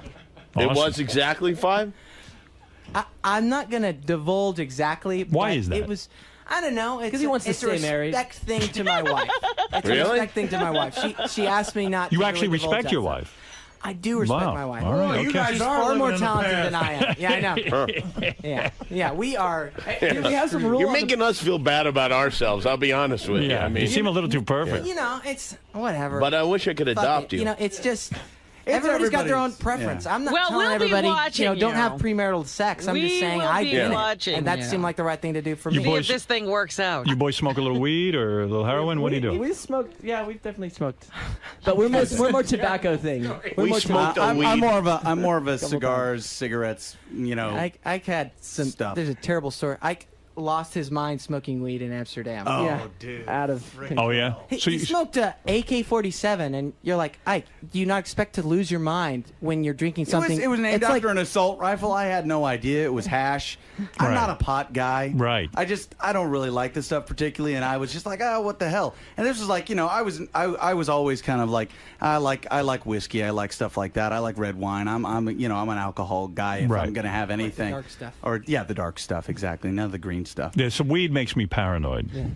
Paranoid is one paranoid word. is not- or Jimmy, Rain Man would you be should another never word. try marijuana. I shouldn't? No, because it will make you paranoid. I've heard that. I've heard that. Jimmy from will people. never touch drugs. Yeah, that's right. All right. Jimmy looks like he's on drugs right now. What do Oh, you I'm think? sure he is. I was just wondering. I just read in the paper that J-Lo got like $1.4 million to show up at a private party or something and play for like an hour. Yeah. Do you guys ever get that kind of deal going? Like, you ever go to like someone's house? We've had some really good paying gigs. Not quite that. That good. good. point. But you And of course, play- I don't know why the hell someone would pay that much money to see her lip sync. That's true. Honestly. It's like, I mean, that's freaking retarded. That's It's right. not about the lip syncing, believe me. Well, you boys really It's can. about the J-Lo. It's about the There's not always There's room al- for J-Lo. That's right. Well, boys, Slash Jell-O. it's a pleasure to have you on the show, and congratulations on your new album, The Walk, featuring the single Great Divide in stores July 24th, and you can go to Hanson.net. And you guys got real talent. I wish you luck with your own Thank you very record much. company. Do you sign other people, or you just do your own thing? Not yet, but we definitely will. I mean, Right. that's, we That's the love next music. step, Yeah. yeah. Yeah, And we your love. parents socked away a ton of dough for you, so you're all set that way, right? Yeah. Yeah. totally. Luckily, they didn't screw us over. How big are your houses? Well, how many square feet? 6,000? Not big. 1,100. 1,100 square feet? Well, Yeah. yeah, kind of house these is that? guys. Apartment on the. Oh, an apartment. Yeah. All right. Yeah. Yeah. Cool It's apartment. not that big. I mean, I don't need that much space. Everybody got, and now you have your money under your own name, right? You don't have to, Yeah. it's Oh, yeah. just not under It the was name always it's always under under our our name. names. Yeah. Yeah. From the beginning. Thankfully, Three-way split. our dad was Yep. an accountant, and He saved it all. he saved it all. Now, when they Scared. do, when they're working, now, is there a leader or is it democracy totally? What's going on? You know, We try and keep it, as a democracy sometimes. Yeah. Yeah, I don't know. You been on Jimmy's show yet? Yeah, I've been on Jimmy's show. Yeah. Jimmy treat Jimmy you needs to okay? bring us back on his show. Yeah. I saw you had. You guys can come back. You guys are good. I like you No, guys. you guys actually with the stage in the back, which is really great because you can play a few tunes. It's actually fun to go on. We actually, that was one of the best, that's like the best musical performance show as far as isolated to music particularly. Oh, let's really not helps. isolate it so much, guys. Right, Well, no, I mean, it's I not just- a great no, I mean- show, but I it's mean, good as- for music. It ain't far good as in other performance wise. I didn't mean it that way. Good. Yeah, Let dude, that- your show fucking sucks. When you guys come back, I'm going to have your rooms be loaded with hookers. You're gonna be- Yeah, seduce these boys. Your green room is going to be packed You with send hookers. Sarah in there. She knows what to do. Exactly. Teddy in Chicago, you're on the air. Go ahead.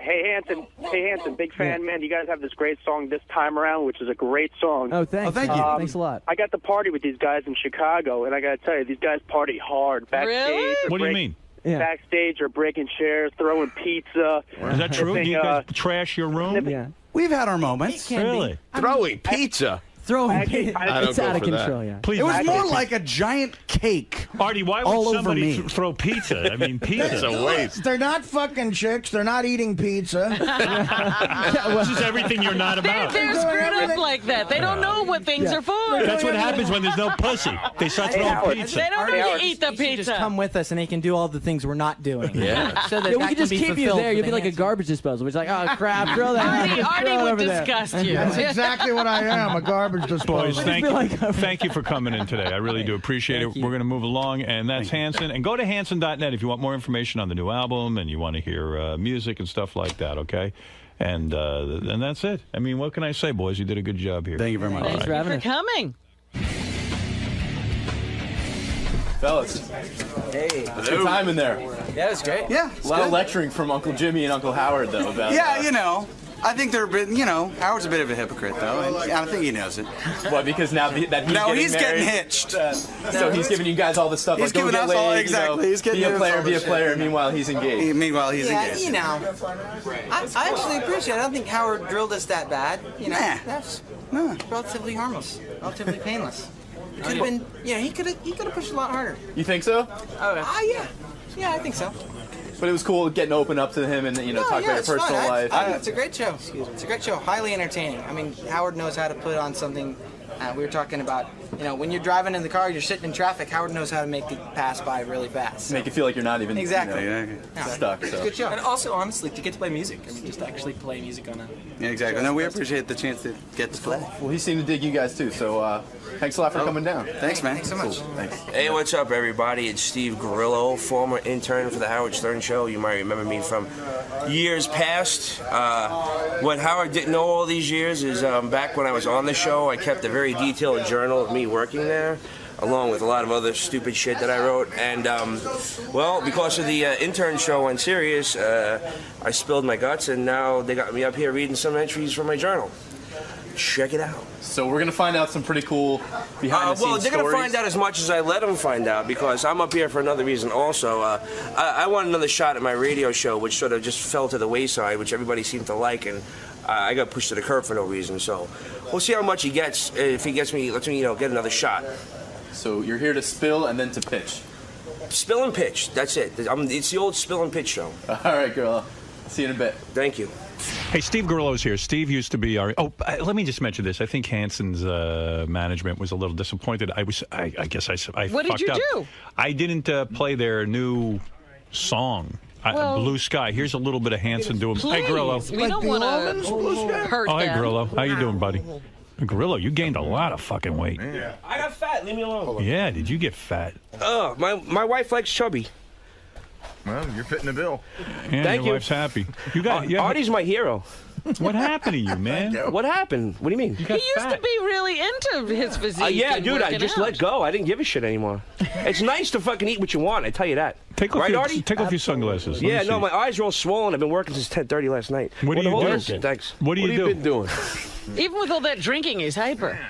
Oh, I'm on the air. I'm hyper. And he scares the shit out of me anyway. So. Oh, Jimmy? No, you. Me? What did I do? I still have anxiety dreams about you. What do you mean anxiety dreams? Oh, I don't know. I'm running around and you're screaming at me and nothing goes right and it's horrible and I wake up in a cold sweat and it's like yesterday, It still happens up to this day. You were my intern. You smell like a bar rag. Yeah, I just got off of work. Look, I got a bottle opener right here. I was bartending all night. You were my intern for how many years? 7. I didn't know you kept a diary. Yeah, nobody did. Yeah, Gary said he saw the diary. It looks like a 4-year-old wrote it. Well, pretty much. Same thing. Yeah, That's Steve Grillo. Gary, I think, has a theory that Steve might be like either learning disabled or... Oh, yeah, I got dyslexia coupled with attention deficit disorder. Yeah. How long What were happened you to just at being Hunter stupid? College? Yeah, exactly. Right. Well, back in the day He's when got I was a that kid, I too. was stupid. Right. But now I have an excuse. You have a diagnosis. Back then, they were like, Steve's a little slow. Right. He right. shouldn't be in this class. And you were primarily in charge of my baked potato. Yes. And you were the guy every day, 8 o'clock, you had to bring in the baked potato. Yes. And that always was a problem for you, right? No, I loved it. I lived for it. So Steve today has agreed to read from his diary, and this is great. How often would you write in your diary? Here's 5 years, Robin. Wow. Wow. I love Carrillo. He's one of my favorites. He's one of my favorites. No, I love but Artie. even before I came on here, I never worked with him, but I used to love when you guys featured Carrillo. You guys would do Gunga Din. the impressions and him trying to explain his way out of things. And It everything. never worked. He's drinking an enormous Budweiser I've right never now. seen a can I have a that problem. Leave me large, alone, yeah. all right? Are you an alcoholic? No, I'm drunk. I don't go to meetings. Oh, an alcoholic goes to meetings. Yeah, no. I just like to drink. I was working. I figured I'd come in with a little buzz. It'd be fun for you guys. Yeah, all right. Well, And, I waited so long, I lost my buzz. I figured I might as well start drinking again. somebody said it was funny listening to Grillo read his own diary because he apparently can't even read his No, own what he handwriting. writes. No, Yeah. not at all. Not He at all. was so funny because even as an intern, he used to say that he loved to write. He was writing scripts, and we had him come in with that Simpsons. See, here's the thing. I got a gold mine sitting here. Like, you should hear some of the shit that I wrote. I didn't know what the fuck I was thinking. But it's brilliant. And before, I'll read you a couple passages, wet your palate, but I want to talk about getting my show back on the air. All right. Well, why don't we hear some of your diary? I'll give you a little taste, but you're going to get hungry for it, and you're going to want the rest. Because I got 5 years here, pal. Ralph said to me he would tune in if we would give Grillo 5 hours to read all of his diaries. He would just tune in and listen. I'll read you the shit about me being here, but everything else, There's other that's shit off limits. in there too, huh? What do you mean the other shit is off limits? Why? Well, it's because about people that probably don't want to hear me talking bad about them. All right. Ex-people, family people, stuff like that. Former people. Former people that are no longer in my life that I don't want to talk about. Oh. And it's really probably brutal. I was really nasty. I was a nasty prick, that's for sure. All right, well, in your book, you're allowed to do that. Well, what have you got picked out for us today? Well, let me see what I can find here, Robin. There was one point where I left the show, and it was like the first time that I was going to come back on the show. Uh-huh. And it was like one of your birthday shows right after I left. And I had called Gary thinking I wouldn't have a problem getting on the birthday show. I called Gary, and he was like, well, I got to call you back. I was like, call me back? Wait, it was me like, okay, no problem. So Gary calls me back, and he's like, all right, well, if you're going to come on, you have to sit with the Whack Pack. I was like, wait a minute. So you were really insulted. I was like, I didn't think I belonged to sit with the Whack Pack. Right. So to redeem myself, at that time I was standing in on The Sopranos. That's what they said, by the way. Right. Yeah, exactly. At the time you were standing on The I don't want to sit Sopranos. next to the gorilla. It's a fedele for boy. So anyway. Read the paragraph. Come So, on. all right. So listen. Let's hear from I your walked diary. in, right? And I redeemed myself by bringing the kid from The Sopranos and Mia Tyler, Steven Tyler's daughter. And I walked in, and I saw you and Robin at the podium. You didn't see me, and you saw me, and you went, "Oh, look, there's Gorilla." And she pointed to you, and you went, and you didn't see me. You went, "Oh, who cares?" And you blew me off. Howard, he didn't hear this. He saw you mouth the words, "Who cares?" I know what I saw. I don't care what if God came down off a cloud right now and said that's not what he said. Bullshit. You mean you didn't hear me say who cares? You would argue I with know God. I saw You know what I went, said. You went, "Oh, who cares?" And you drew your hand like But this. you didn't hear and you it. went. Oh, And really? you didn't know I was there. And then. Well, let's hear your passage. Oh, well, about it. I gotta find. Hold on. All right, now he's got to find it. I gotta find it. Well, you got all those yellow slips in there. What are I they know. for? I don't know what year this shit is. I don't know what you want to listen to first. I can't. It's up to I can't you. even. You brought it up. I did the You brought it up. I didn't No, bring you it up. brought up the story. Yeah, I we think. asked you what you wanted to read. Can I tell you something? Yeah. I told him 3 specific passages to have ready. I swear to God. Hoo ha ha. Birthday show. Here we go. Okay. I was sitting there with the star of one of the hottest shows on TV and the daughter of one of the greatest rock stars ever to live, who is also the sister to one of the biggest movie stars. In the past, if I sneezed, I got attention for it. I was part of the show, and for 6.5 years, you might think he would take... see, I can't even read my handwriting. Look at this fun part. Go ahead. He would... But for some reason, homie just ignores me. Homie, that's you, I guess. When he started talking to Robert from The Sopranos and didn't even acknowledge the fact that I was there, check out how cool this kid Robert is. The fucking kid was like, "Hey, Howard, I'm sitting next to Steve Grillo. He's my stand-in." And Gary made some wisecrack about, "Oh yeah, that's show business," but he just steamed right past it. Then fucking, then the fucker just goes, "Oh," and moved on. That to me was a fucking kick right in the face. Now, Steve, let me tell you something, because this is something you could never understand. Of course. That was nice. Yeah, that was good. When somebody has a radio show, Somebody, you. and I'm doing particularly a birthday show, it is very confusing to I wasn't sidetrack. asking you to suck my dick. Just, hey, what's up, Grillo? No, Steve, that wouldn't it have been wasn't bad. about you.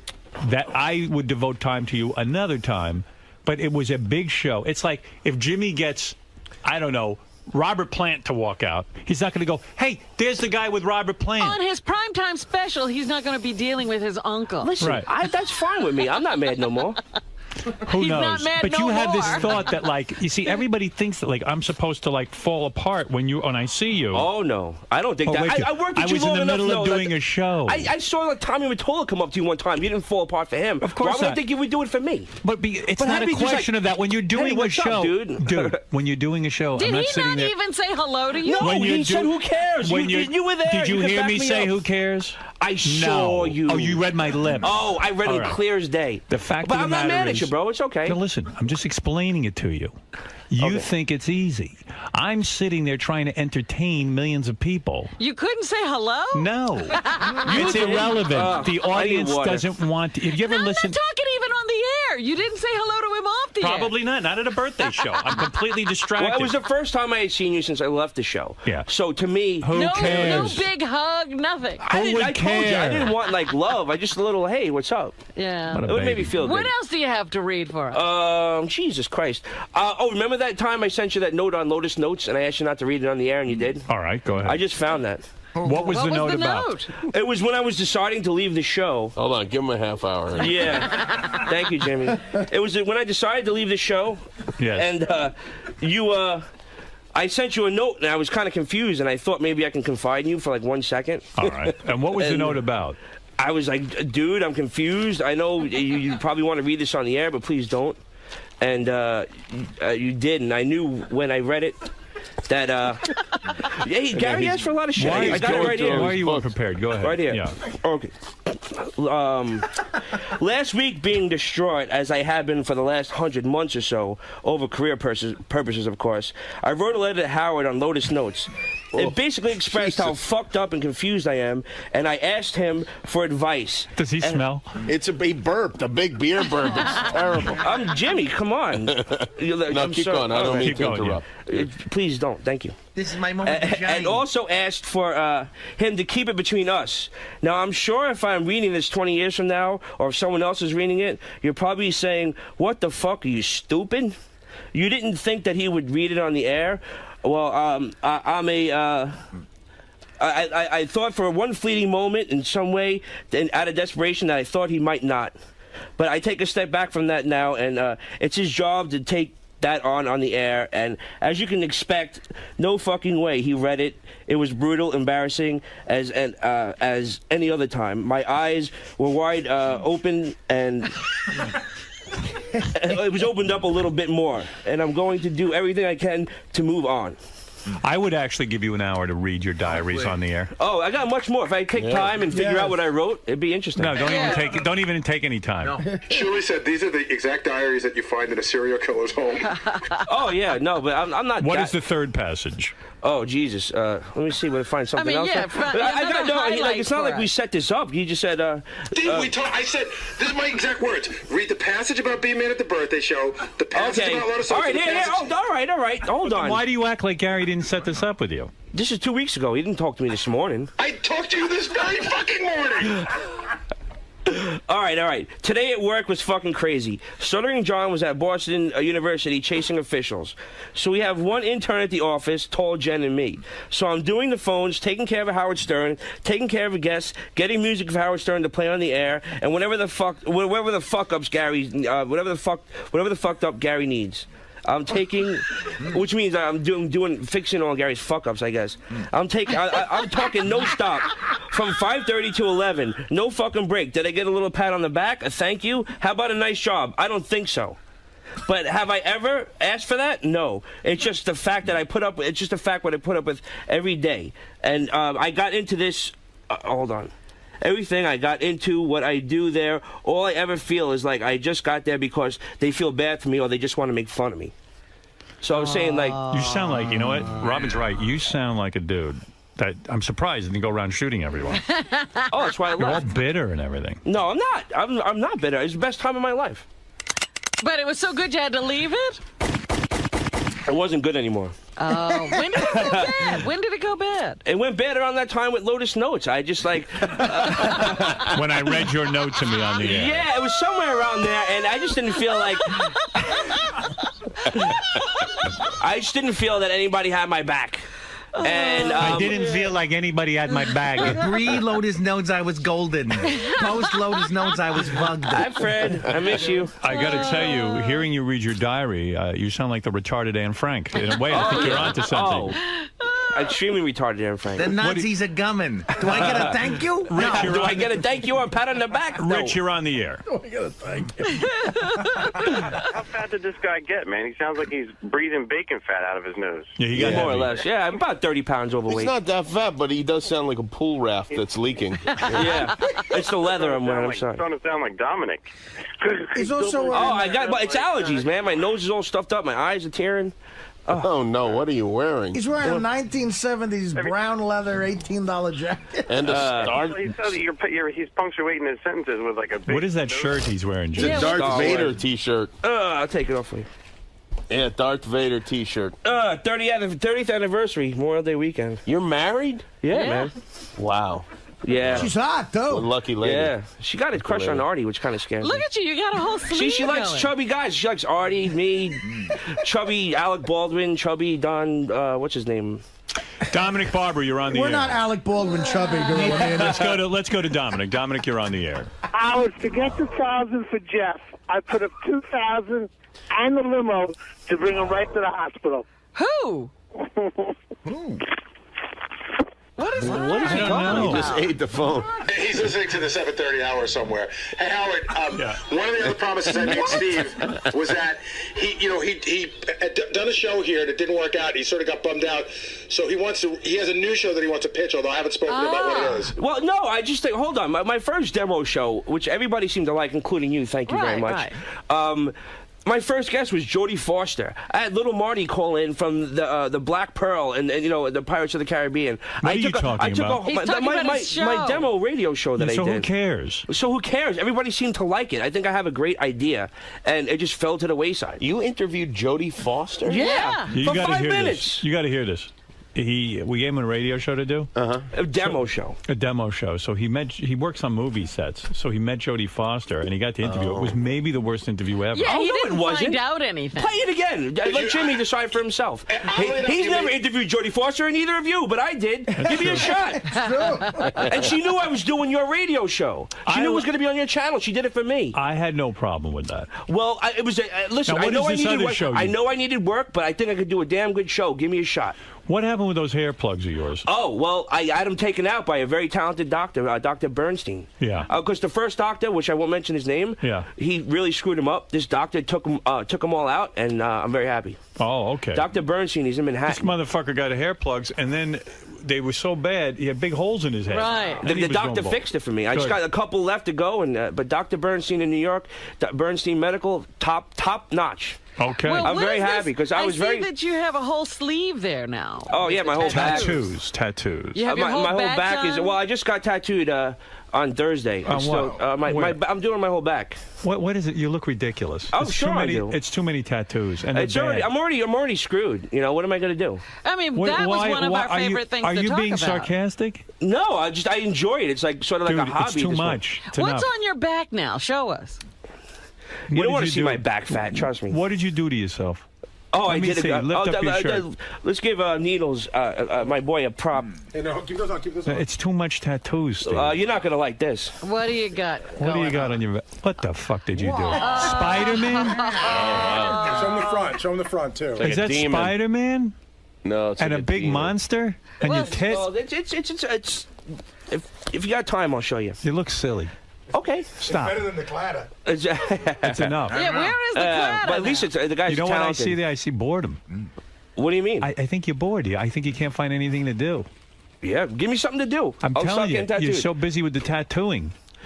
If you were busy a hobby, man. and enjoying yourself, you wouldn't be tattooing. I like enjoy that. getting tattooed. What's so hard No, about I that? understand that, but you're going too far. It looks silly now. You look silly. Oh, look out, Okay. another beer burp. He's burped about 5 times. Get me some water, please. I didn't ask for this. What? I'm trying to help you. What? If you go to, I don't know if you want to play, but if you go to Gary Preview page 2, you can either listen to the Jodie Foster interview or it was his review of The Departed that killed the show. Oh, like Listen, I got a lot of work to do, but I'm in the right fucking lane here. I got a great idea. What is your idea? I want to have like a regular douchebag guy reviewing movies, not like these pompous assholes that are reviewing movies on TV right now. All right. It's not the same. Like, I'm not that guy. Why would I want to listen to some douchebag that's Mr. Prim and Proper telling me not to go see Spider-Man when I'm going to like it because I'm a comic book guy and I want to see that movie? You don't want to. You don't want to hear that. You want to hear from a regular guy, and that's what I want to do. I want to have. Like my idea was I took Radio Man to go see Monster House 3D. Took like a homeless guy to go see a little kids movie. Right. I have transvestite friends that I like to go see like an action movie.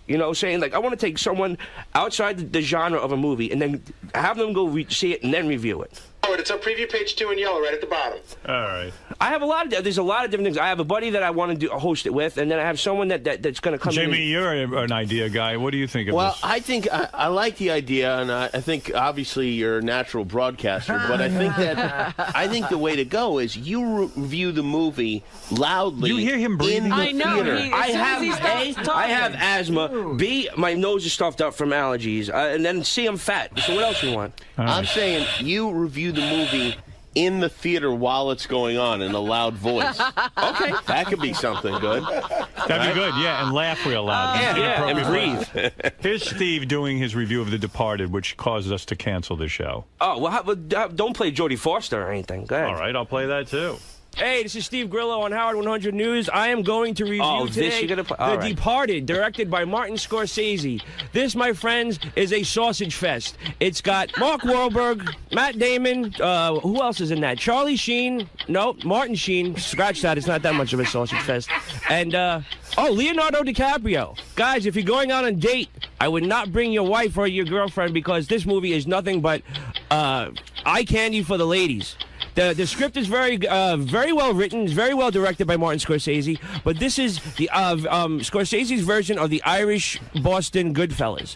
It basically takes place in Boston, and Jack Nicholson plays a mobster, and he infiltrates the special forces inside the Boston Police Department. I'll let you finish. This movie is excellent. I give it 3 out of 5 potatoes.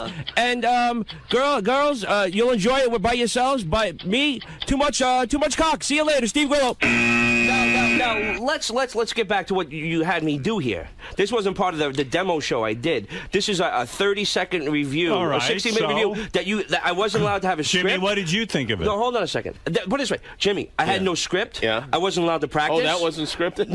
Really? No, just understand something. I wasn't allowed to practice. I thought and they that said, was hilarious. They said, go. I love that review. Go, and there was a review, but that wasn't part of my radio show. I understand why they did that, because it's better to have you be a disaster than to have you be mediocre. Okay, but how about this? I'm a disaster on my own radio show.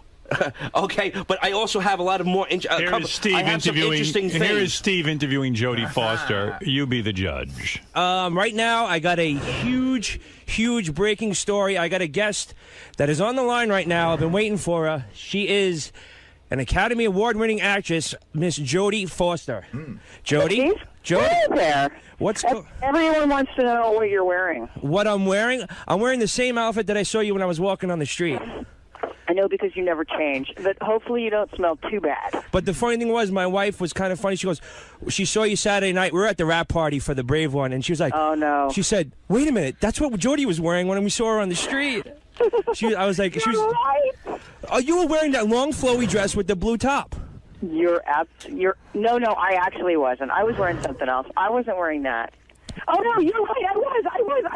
Okay, I'm guilty. My wife couldn't stop laughing. She goes, she made fun of you and she wore the same thing. But, and I was also, you might have missed my karaoke. Did you miss my karaoke? I hope you missed my karaoke. I didn't. I fortunately did not miss your karaoke, Jodie. I thought you were very good, but I think Jill outshined you a little bit. I think she did too. Well, she does it often, and I picked some tough ones. I mean, Janis Joplin's kind of hard to pick. There's a lot of screaming going on, and she's the only one that can make that work. Yeah, you pulled it off. You pulled it off, though. But can we talk about what we're working on right now? Sure. Yeah, well, we're working on the Brave One right now, and since listen to me. This is like insane what I'm listening to. But still, no one knows what the hell you're talking about. I know. You know what? Who's Jill? Listen, there's a lot of things I could explain. I understand. Daughter, right? You're doing an interview. Listen to me. Listen to me. My first interview. You know what your problem is? You don't listen. You're right. You're 100% right. You're doing an interview. You're talking about Jill. You're talking about. No one knows what the fuck you're talking about. Karaoke all of a sudden comes in. But it was Jodie Foster. Who gives a shit? Right, but you actually made Jodie Foster not interesting, which was, I thought, difficult to do. It wasn't easy. I found it funny. I was the one who proposed Steve getting a show. Trust me. I like everything about it. Through my trial and error, you will have something to goof on. I'm worried about you. Why? A, you're overweight. Okay. B, I'm listening to your breathing. This is not good. Yeah, I have asthma. Sorry. Thirdly, with the tattoos, yeah, looks like like you fell asleep somewhere drunk and little kids drew all over you. Well, not yet. Don't insult my boy Needles. He did a good job. No, listen to me. Needles, I'm sure, is a terrific tattoo artist, but you're going crazy. Even Needles would say it. Slow down, Steve. Well, even Needles would say it. But my mom would say that. She doesn't even know that I've gone this far. It looks like you fell asleep and kids drew all over you. Well, because it's not done yet. You mean you have to go home with long sleeve shirts on all the time? No, she knows about the sleeves. She'll know about the back. Oh. She do now. Listen to me. You want another shot with a radio show? Yeah. If Jimmy says it's okay, then I'll do it. Don't put that kind of pressure on the You guy. I'm want sitting right another next hour? to him. I got a Would you rip listen to coming this, up. Jimmy? Does it have to be an hour? I Why not think a it's half worth hour? a I would say try. half an hour. Half hour? Half hour. What do you think? I think it's worth a try. Thank you, Mr. Campbell. I mean, the breathing alone. Just for the breathing. I'll use my inhaler next time I come on. This time we're incorporating the diaries. Yeah. Well, okay, we'll work. You get more diary, I get more show. You know, what would make a great pair is Stephen and Riley Martin. I think would be a. There could I be think something Riley there. would really like you a lot. Yeah, All right, I'll give you one more show. You get on All there right, and cool. do But your can I thing. do it on the air this time, not a demo? Yes, on the air. All right, cool. I'll rock your world. I'll talk to Tim Sabian about it. Okay. And we'll have a show for you. You'll do a half hour, and we'll see how you do. Heavy breathing with Steve Grillo. What is it, Tim? Deep thoughts or heavy breathing? Yes, Tim. Hey, Howard, how you doing? Hi. Hey, I'd rather listen to Eric the Midget for an hour than listen to this fuck for 1 minute. Let's do that, That's the stuff I miss. Bring it on, pal. Randy, you're on the air in New York City. Yeah, this guy Grillo, he needs to get whacked. He needs to be taken care of. You don't like him? No, man, get him out of the circle. Just you know what to do. You know what to do. Thank you. All right, let's go to High Pitch. Eric, who wants to say hi. I'm sure you have a friend in him. Yes, High Pitch. Hello, you're a fag. Oh, okay. There's nothing to say to that, really. Sorry. Come on, love you. You got to wake up with yourself. I'm okay. Yes, Jimmy's favorite, the biggest fan. I'm doing well, thanks, High Pitch. No speak. Does he call your office? He masturbates watching the show sometimes. Sweet. Are He you loves still you. doing that? No, not now. Okay, Really? good. I'm eating Kentucky Fried Chicken watching your show every day. So fat. Oh, did you know he's got the gout? He's got And he's gout. still eating Kentucky Fried Chicken. Do you know he has gout? I didn't. I had no idea. No. He's his weight and his eating is so disgusting. He has gout. Are you drinking a lot? No, not really. I cut out the drinking. I'm drinking water. I'm drinking juice. No more soda. Is the gout getting better? I'm drinking juice. I'll wear my special shoes sometimes. But do you realize, like, the only reason I don't have gout is because I walk a little bit during the, like, I have some sort of activity. He's eating and doing nothing, like a dead person. Like, When that's I how. walk, my back hurts, my feet hurt. Aren't you on the verge of being evicted from your apartment? No, I'm working on that. But you're being evicted. That's why you have to work on it. No. All right. Well, thank you, Howard. High Pitch. Yes. Listen, I have a show idea for you. When is the last time you paid rent? 6 months ago. Oh, my goodness. Wow. Well, if you don't pay your I rent, have a good show idea for you. You figure if Grillo can get a show, anybody can. now it's opened up the floodgates. It's a good show. How about Marianne and I do a cooking show on Sirius? All right, I got to get out of here. All right, Gorillo, it is good seeing you. It's and good seeing I you. appreciate I have you. no hard feelings, whatever I wrote What about will you write in the diary today? I about stopped writing a today's- while ago. Well, I if you just gave were, up. what would you write about today? Today was a very good day. I showed up drunk and I got fat. Howard told me it looks like little children drew all over me. My Needles is going to be very unhappy. All right, so you got a half-hour show. I want you to All right, prepare. and What is I'm it going to be, prepare. movie I'm going to reviews? come on. I got a buddy that's going to be my co-host, and I got another friend that's going to come. I got everything taken care of. Okay, it's going to be good. You're going to like it. Not too much of the co-host. Just you got to talk. I understand, but I need someone to play off of because he's a No, sick, you don't. He's a sick bastard. Trust me, you want to talk. Those to him. guys interrupt too much. No, Did I he got come my in boy. with people before? I don't think so. No, I had my buddy Big Reg come in and do some stuff. I called Marty for little Marty. He wants to come on. Little Marty wants a show. All right, good. All right, listen, we'll get right on that. Yeah, right now. Steve, thank you. Thank you for reading some of the diary. Thank you, It did Abby. whet my appetite, and I'm going to Okay. give you a half-hour show. All right, cool. Steve. Yeah, what's up? Your plan worked, man. I know it did. You got a half-an-hour show. I figured I knew I had to go through the ringer to get the show. What's up, Zippy? What's going on? Oh, whole lot of nothing. So I got it, yeah. Are you going to take some of the advice, though, that they Hold gave on. you? It makes me look less fat with sunglasses. Yeah, well, I should, next time I come on the air, I gotta take my inhaler. I didn't take my inhaler. That was the problem? Yeah, it's allergy season. My nose is stuffed up. I can't breathe. It's a bad time for me right now. Did that contribute to the burping and? No, the burping was just due to my drunkenness. That's beer induced. Yeah, pretty much. Because you're sitting there burping next to me. Yeah, no, I'm not going to be able to watch this on demand because I'm just disgusted the way I look. But I could always lose weight. But they're giving you a lot of life advice in there. They're trying to tell you not only how to do your show, but how to live. Does that sort of reinstigate some of those nightmares you're having? Oh, yeah. No, it's actually, it's a little better this time. I won't have nightmares about this. I'll actually try to heed what they're saying this time. I'm not as angry and stupid as I was back then. I've gotten a little older and, learned to take advice a little better. So overall, now that you have this new shot at the radio show, how are you going to go into it? What's your... I have a game plan. It's already mapped out. I already had this idea beforehand.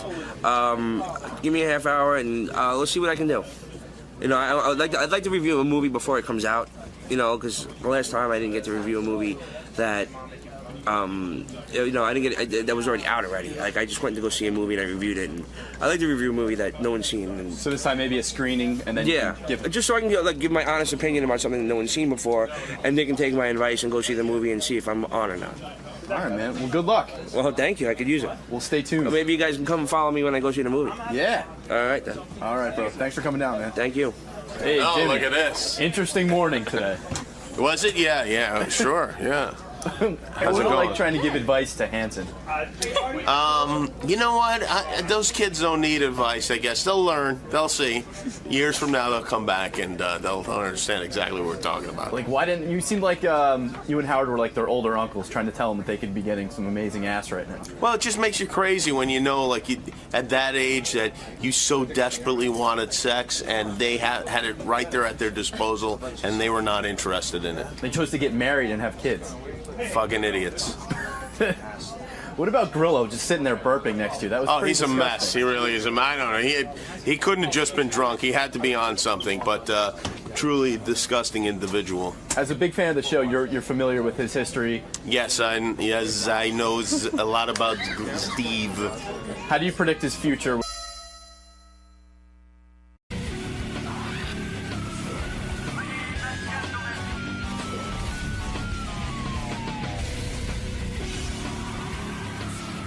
Hey, Joe, how are you? Good, how you doing? Nice to see you. You're back. I am back. It's been so long. I had such deja vu coming through the tunnel. Good memories, good warm memories. What a man. Now he's at the new spot? Yeah. Gosh, I mean, this is like unbelievable. Good thing you didn't spend anything on the facilities here. It's like sensational, man. Long way from Jersey, baby.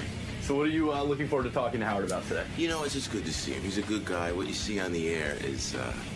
that's certainly not the person that he is, because he'll push the buttons. It's going to be ball busting at its very best this morning, and that's what Howard does best. And I'm looking forward to seeing Fred and Robin and Gary, and I love Artie, So, and Howard's always been, I know Howard, oh my gosh, the viewers now, your viewers now, and the listeners now, I've known Howard longer than they've been born. I'm thinking, when I first went on with Howard, when he was on WNBC in New York, I was the only guy that would go on with Howard, which remind me to remind him this on the air. I will. Okay? No one would go near this wacko from D.C. I was the guy that went on off of Saturday Night Live, and I remember Howard doing Dueling Andy Rooney's, and me thinking to myself, hey, who's this guy's got enough coyotes to do this right back at me? And I fell in love with him right then, So it's been in love with me. I just need some advice because I'm like single now, and Howard went through pretty much, what I'm going through. So he's always been a good friend. He's always given me some good advice. So I'm looking forward to like a therapy session today. A therapy reunion going on today. Keep Dr. Phil. Give me Howard start. That's what I'm gonna. You know what I'm saying? Hey, Joe Piscopo's stopping by. He's going through a fucking divorce too. Second one. We told him not to marry the babysitter. He didn't listen. He says I'm right now. He does. Oh, he finally realizes. Yeah, he finally realizes. I could have saved him a lot of aggravation. Haven't seen him in a while. Joe Piscopo. You know what I want to know? What? When he realized. When he realized I was right? Yeah. Yeah, but I'll tell you one thing. That wife was hot. She was. He got her best years. Look at you. Joe Piscopo. Wow. That's great. Haven't seen you in ages. You're in hiding. No kissing. I've had enough gay stuff There's today. a lot of rumors floating. Hi, Robin. People starting to think strange things of me. How are you, buddy? So good to see you, my friend. Yeah. You too, indeed. I'm sorry to hear the divorce, but I told you. Yeah. You did not. You did not. I could have saved you a lot of money. You told me to marry her. That's what you said. That's and a you know beautiful what? girl. And we have beautiful children, and everything's great. But I said Everything's great now. I tell you, I'm okay now, but last week I was in rough shape. Rough shape, I'll tell you. I said, man, you got to give me advice, Howard. I'm out there all alone now, you know. So it's Oh, like, yeah, you usually need advice. think about it, Howard, Did you date Robin. yet? Where's Fred? Fred, I see Artie over there. Fred's I see, behind you. Hi, Fred. No, but it's like, you know, I would always have somebody with me. Am I right? Right. How long have I been doing this show? Longer than the medium age of your audience, I said, you know? You would always have a girl with you. Always something. So now, no more. No more. What? Are you off girls completely? No, that's not that. Don't say that, Joe. Let me understand something here. Please. I understand that. You look good, man. I do, thank you. So do you. Yeah. Yeah. Oh, listen, you compliment me, I compliment you. That's how it works. Oh, good. Yeah, right. Go ahead. By the way, Eddie Murphy still I'm hasn't just called you? thinking back. Still Wait a hasn't minute. called you. You're gonna start. No, I mean, you You did know what Saturday I'm Night Live. thinking You of? did Saturday Night Live with Eddie Murphy. Howard, it's why How do I many feel years? so comfortable here? Usually I would have Ajita coming in. Save your thought, please, Howard. I love Yes, it. Rob. But I would come into like the Lincoln Tunnel, and I'd always be with somebody, and I had total deja vu today coming in, but nothing but warm thoughts. And all you guys do is bust my balls. But you know what? I'm only gonna say this to something. I'm coming in going, I'm going to see Howard. And I'm like happy. You know what I think? You're like an abused woman. I was like happy. The last time we saw you two together was at your New Year's Eve party. Yeah. I saw you and Kimberly. You had a magician. That guy was wild. Wasn't he man. good? Oh, The Mentalist. But I have to tell you guys what happened. What was his name? Like Harvey the Mentalist or something like that? Yeah. It was like I don't remember, yeah. But he goes like this. He goes, and we didn't tell anybody, but Kimberly was pregnant at the time. Kimberly was pregnant at the time. And he goes like this. When he goes, oh, there's somebody who's pregnant with the initials KP. He nailed it. And we didn't say anything. And I didn't say anything to you either. Because we didn't, you don't want to be superstitious. You want to talk about it. I never talked to the guy. He got it. He got it. He was good. That was scary, that guy. A lot of good magic. And he's so good we don't even remember his name. Harvey. Guy had an ability. Where and we is don't that even... guy now? But let me talk to you about that. Okay. All right. You married one of the most beautiful women I ever saw. You sang songs for her. You wrote songs. Where for are my her. residuals? I just said all the time. Look at Howard's looking. Here's your song. Howard. What? You really don't want to hear it, do you? I don't. Oh, wow. Really? No, that's okay. Kimberly. They say it's so wrong, but it's got to be right. You don't play this anymore. Now I'm all alone walking down the street in the night. I said, When did you know things were going bad? Well, we can't talk about it. I have my lawyer like in here. I know because today I think is the day you get your official divorce. I don't know, something like that. It's like you got wiped out in your first divorce. I remember you paid a lot of money. No, actually, Howard, you know what? I think we could talk about it. And love, by the way, that woman, the mother. Yeah, you wish you stayed married to her. You know what? Do you? I want to say. He doesn't wish that. Well, you got to tell me. There is an adage, and people say you should never leave your first wife. I mean, Joey's mom is a classy, wonderful lady with a lot of character, and I love her dearly. To this day, great. And we see you each still other. get along? Yeah, and we see her. We go see Joey. Joey, my son, is here today. He's like a big off-Broadway actor now. He's a great talent. So she comes over and we hang out, and it's really great. But you know what? It's something that happens in life. Thank God it happened when I wasn't like 75. You know what I mean? But are you talking to Kimberly now? We went to the movies. We saw Shrek just the other day with the two kids. We have 3 of the most beautiful children in the world. So it's amicable. Yeah, and you know what? So what went wrong? I mean, what happened? Was the sex bad? Was I can't talk about it, but I can't talk about it. But whose fault was it? You know what? Joe's. What do you get? It's Howard. Isn't it true that you always were a coxman and a ladies' man? Oh, really? And I mean, was I? It must have been weird. Did Kimberly's father go nuts because he was the guy? He was against you marrying her. She was your babysitter. Part of the evil forces. I mean, he was the evil forces you sang about in the song. So now, see, I don't like. I said to Howard TV, I said I don't need Dr. Phil because I got Howard this morning. Are you going to be okay financially? Yeah, you know what? I can't talk about anything. Oh, I can't. I'm not supposed to talk about anything. My lawyer said don't talk about anything. All right, let me ask you this. Well, you know what? Joe changed the law with his first marriage because he was the first guy. I did, but I got every professional athlete really pissed at me. Oh, please. Professional athlete? How many times do you think in my divorce they brought the name Joe Piscopo? Did they really? Oh, fuck yeah. Future earnings. You see? They said you ruined it for every man out there. It was Celebrity Goodwill, something like that. That's Celebrity. Right. Can I ask you a question? Yes, dear. So you went through tremendous adversity. You married your son Joe's babysitter. Yeah. Now, can I clarify? Can you say the thought and I'll clarify? Okay. Because it's a good story. Yes. And I don't think I'll get in trouble. And I know Eric, my lawyer, will come in here screaming. No, he won't. No. Okay.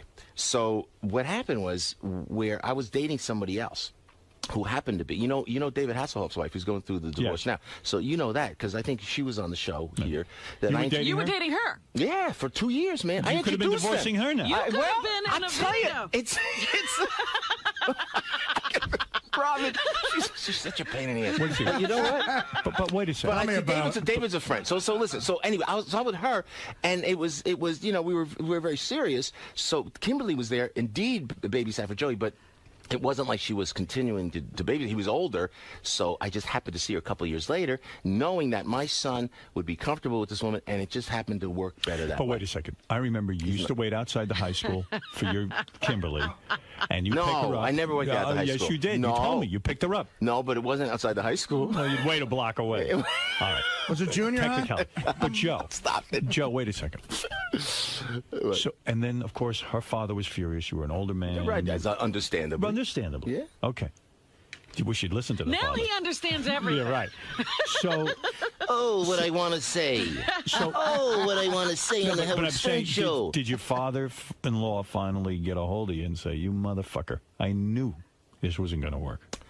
No, we became best friends. You did? Yeah, to this day, it's amicable and nice, and it's everything is he great. understands too. Yeah, it was. I tell you guys, it's it's really, okay.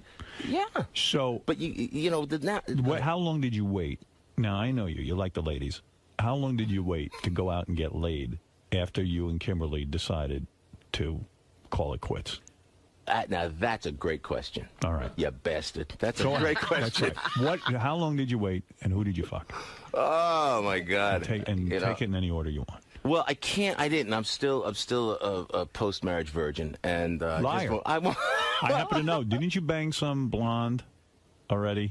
Jesus, you know what? What are you talking about? No, come on. What? No, you've had sex. I can't talk about yes, that. You but can. No, because they'll say you're doing adultery, and they'll come back at me. You're not doing adultery. I don't. You guys are you're separated, right? We are. Yes. You're allowed to have sex once you're separated. Is that true? Is that the law? Absolutely, the law. Counselor. No, it really is. Counselor. So this is what it's like. It's like this. I wait. I mean, honestly, because I love you, man, and it is good to see you. But so I wait because I'm Catholic, man. I believe in the sacrament of Christ. Deal with that, Howard. I believe in that when you take that blessed sacrament of marriage. Yeah. No, because I messed up the first time. I didn't want to do it again. Twice already. And I know. So I was really serious about it. Honestly, guys, you know that. Never messed around ever. Never messed around. Had every chance and every opportunity. Okay. Just never did. You know. So then it was like, well, why? Where you're single now. But oh my gosh, it was like then I fell in love like that. Again? You're in love already. Yeah. Boy, you're a mess. I know. You're in love already? Well, yeah. You have a girlfriend? Well, it's kind of a friend of sorts. How'd you meet her? You know what? It was check this out. This is a great Howard Stern story. Is she a babysitter for your younger children? Oh, really? I mean, that's a good way to meet girls. That's what you get, man. Where's Fred? I feel bad. I can't. Hello, Fred. It's good to see you, buddy. I haven't seen you in a long time. Good to see you. Artie, the Hoboken's finest. Hey, how you doing? Every time I go to freaking Hoboken, I go in there. They're like, Artie lives in that building. I mean, Artie and John Corzine live in that building. This is what I together a lot, me and Joe. This is great. Okay. So. He never forgets. I try to get him off track. How old is this new bro? 31. 31. Is the problem in your other marriage that you didn't marry a girl young enough? No. He should have been sitting outside of an elementary school. Stop it! Can I tell you something? When he was going after Kimberly, his new girlfriend was in elementary school. I'm okay. Do you believe that? You didn't go young enough. I knew it. You know what? When I saw you New Year's always Eve, say what they always say. I saw you New Year's Eve, and I knew you were breaking up. You did? I'll tell you why. Why? Kimberly's a beautiful girl. Don't get me wrong. But she'd gotten older. And she was an adult. I said to myself, I don't think Joe's still attracted to her the way he used to be. Right. You like young girls. You know what, Howard? And I'm look at you dead after serious. all the busting my chops on your show, and then I see Howard, and I see you with Beth, gorgeous and wonderful and warm, and I turn, and behind Beth's back, Robin, I go like this. He's always busting my chops. I go like this. I go, how old is she? Like that. And he goes 30. I say, get the head out of here. 30 years old. 30 she was old. 19 for crying out loud at that time. She's 34. No, is she 34 now? Yeah. Oh, she's 34 now. Where she lies about well, her that's age, age appropriate. But they always say, did the age difference between my wife and I break up the marriage? And I say generally because I don't date women over 29. Usually. I know. But am I right in a way, in a sense that you were very attracted to a young woman? You married a woman who hadn't grown up yet, hadn't developed into the woman she would be. No, that was. And you probably didn't like who she turned out. No. She's the mother of my children, and nothing. I will treat always with the greatest respect. And she loves you, and she's doing great. Right. And She's I wish a beautiful woman. And I wish her only the best. And it's going to be great. Does she have a boyfriend? It's going to be. Yes, she does. Yeah. And you have a girlfriend already. Well, no, I'm not. How not, was not it banging women? How many women did you bang between now? How long before? And the new girlfriend. How many did you get? Oh, hooked up, and how many? So let me tell you what happened. So I wait and I wait, right? And I wait because I really say, I wait, and you think maybe it's going to happen. How long is wait and wait and wait? Well, 3 weeks? Be honest. No, how long did you wait? Probably the next day. Did you ever mess around? Did you ever mess around, Allison? Cheat on Allison? Yeah. Absolutely not. Yeah, you never did, right? Never. Yeah. No, that's not me. And everything's okay now with her. Yeah, well, I mean, look, we're not married anymore. There are feelings, but we are friendly, and we speak to one another. But you don't talk advice. Don't you love to? We talk about the kids all the time. Yeah, Well, that you always will. And look, I love the sacrament and Catholic Church and all that, but I had to get laid. You had to get out of there. Yeah, I had to get my ass laid. I love it all. I do. I love it all. What? Let me understand something. So, how many weeks do you wait before you get some really good pussy? Oh, Howard, why don't you just put it a little more bluntly than that? Oh, my gracious. Come on, I'm being gross. Welcome to Satellite. I know. It's good they didn't spend any money on the studio either. Oh, my God. Before you start dating, honestly, how long did you wait? Well, it had to be, it was a while. It was like months and months. And even now, and even to this day, I'm holding myself out until... months and months, really? Honestly? I was told not to say... Where are you living? Where's the bachelor pad? I waited 11 minutes. Where's the...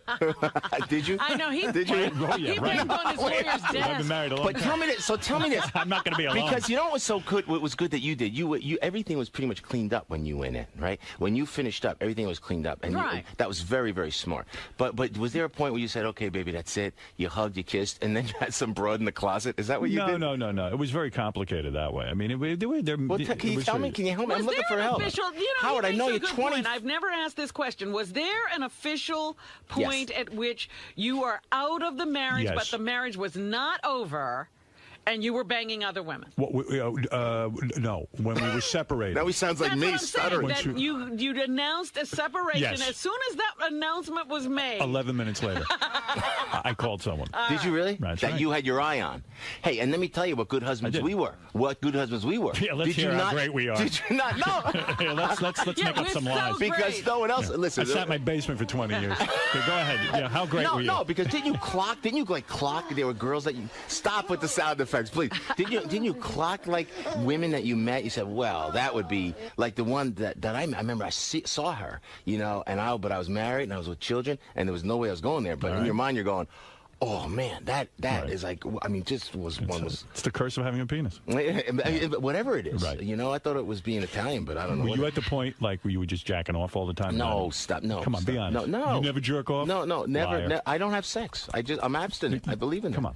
I You believe don't in it. jerk off? Stop with the sound effects. Listen, you're not going to be governor of New Jersey. You can tell people you jerk off. Yeah, he was going to be a politician for a while. No, honey, you ain't going to be no governor of New Jersey. That might get me elected. Are you kidding me? Yeah, not with your pass. You can't date the babysitter and become governor. But you have to understand. I know. But what were you thinking? No, you have to understand that it's always the children first. I know you feel the same way. I do. So to answer your question, this was so funny because it was in Atlantic City, and then this I mean, magnificent. And I guess I could be frank on this show, but magnificent. I mean, woman that what she's doing with freaking me is that, but she's that, you know what? I had to pick up my daughter that day. Go ahead. I walked. And I was not with her. I said, she goes, and she came on to me, and I could have done it. Like you said, I was separated, so legally we should have done it. Strong. You know what I did? I said, look, I had to pick up my daughter, and that is the precedent. There's just no contest. You are some father. No, you're the same way. You're a good man. You're the same way, man. Yeah, absolutely. I would pick up my daughter and then bang some girl afterwards. I was just thinking of you on that plane coming back from California, hitting on the reporter while your kids were she was hitting on me. I did nothing.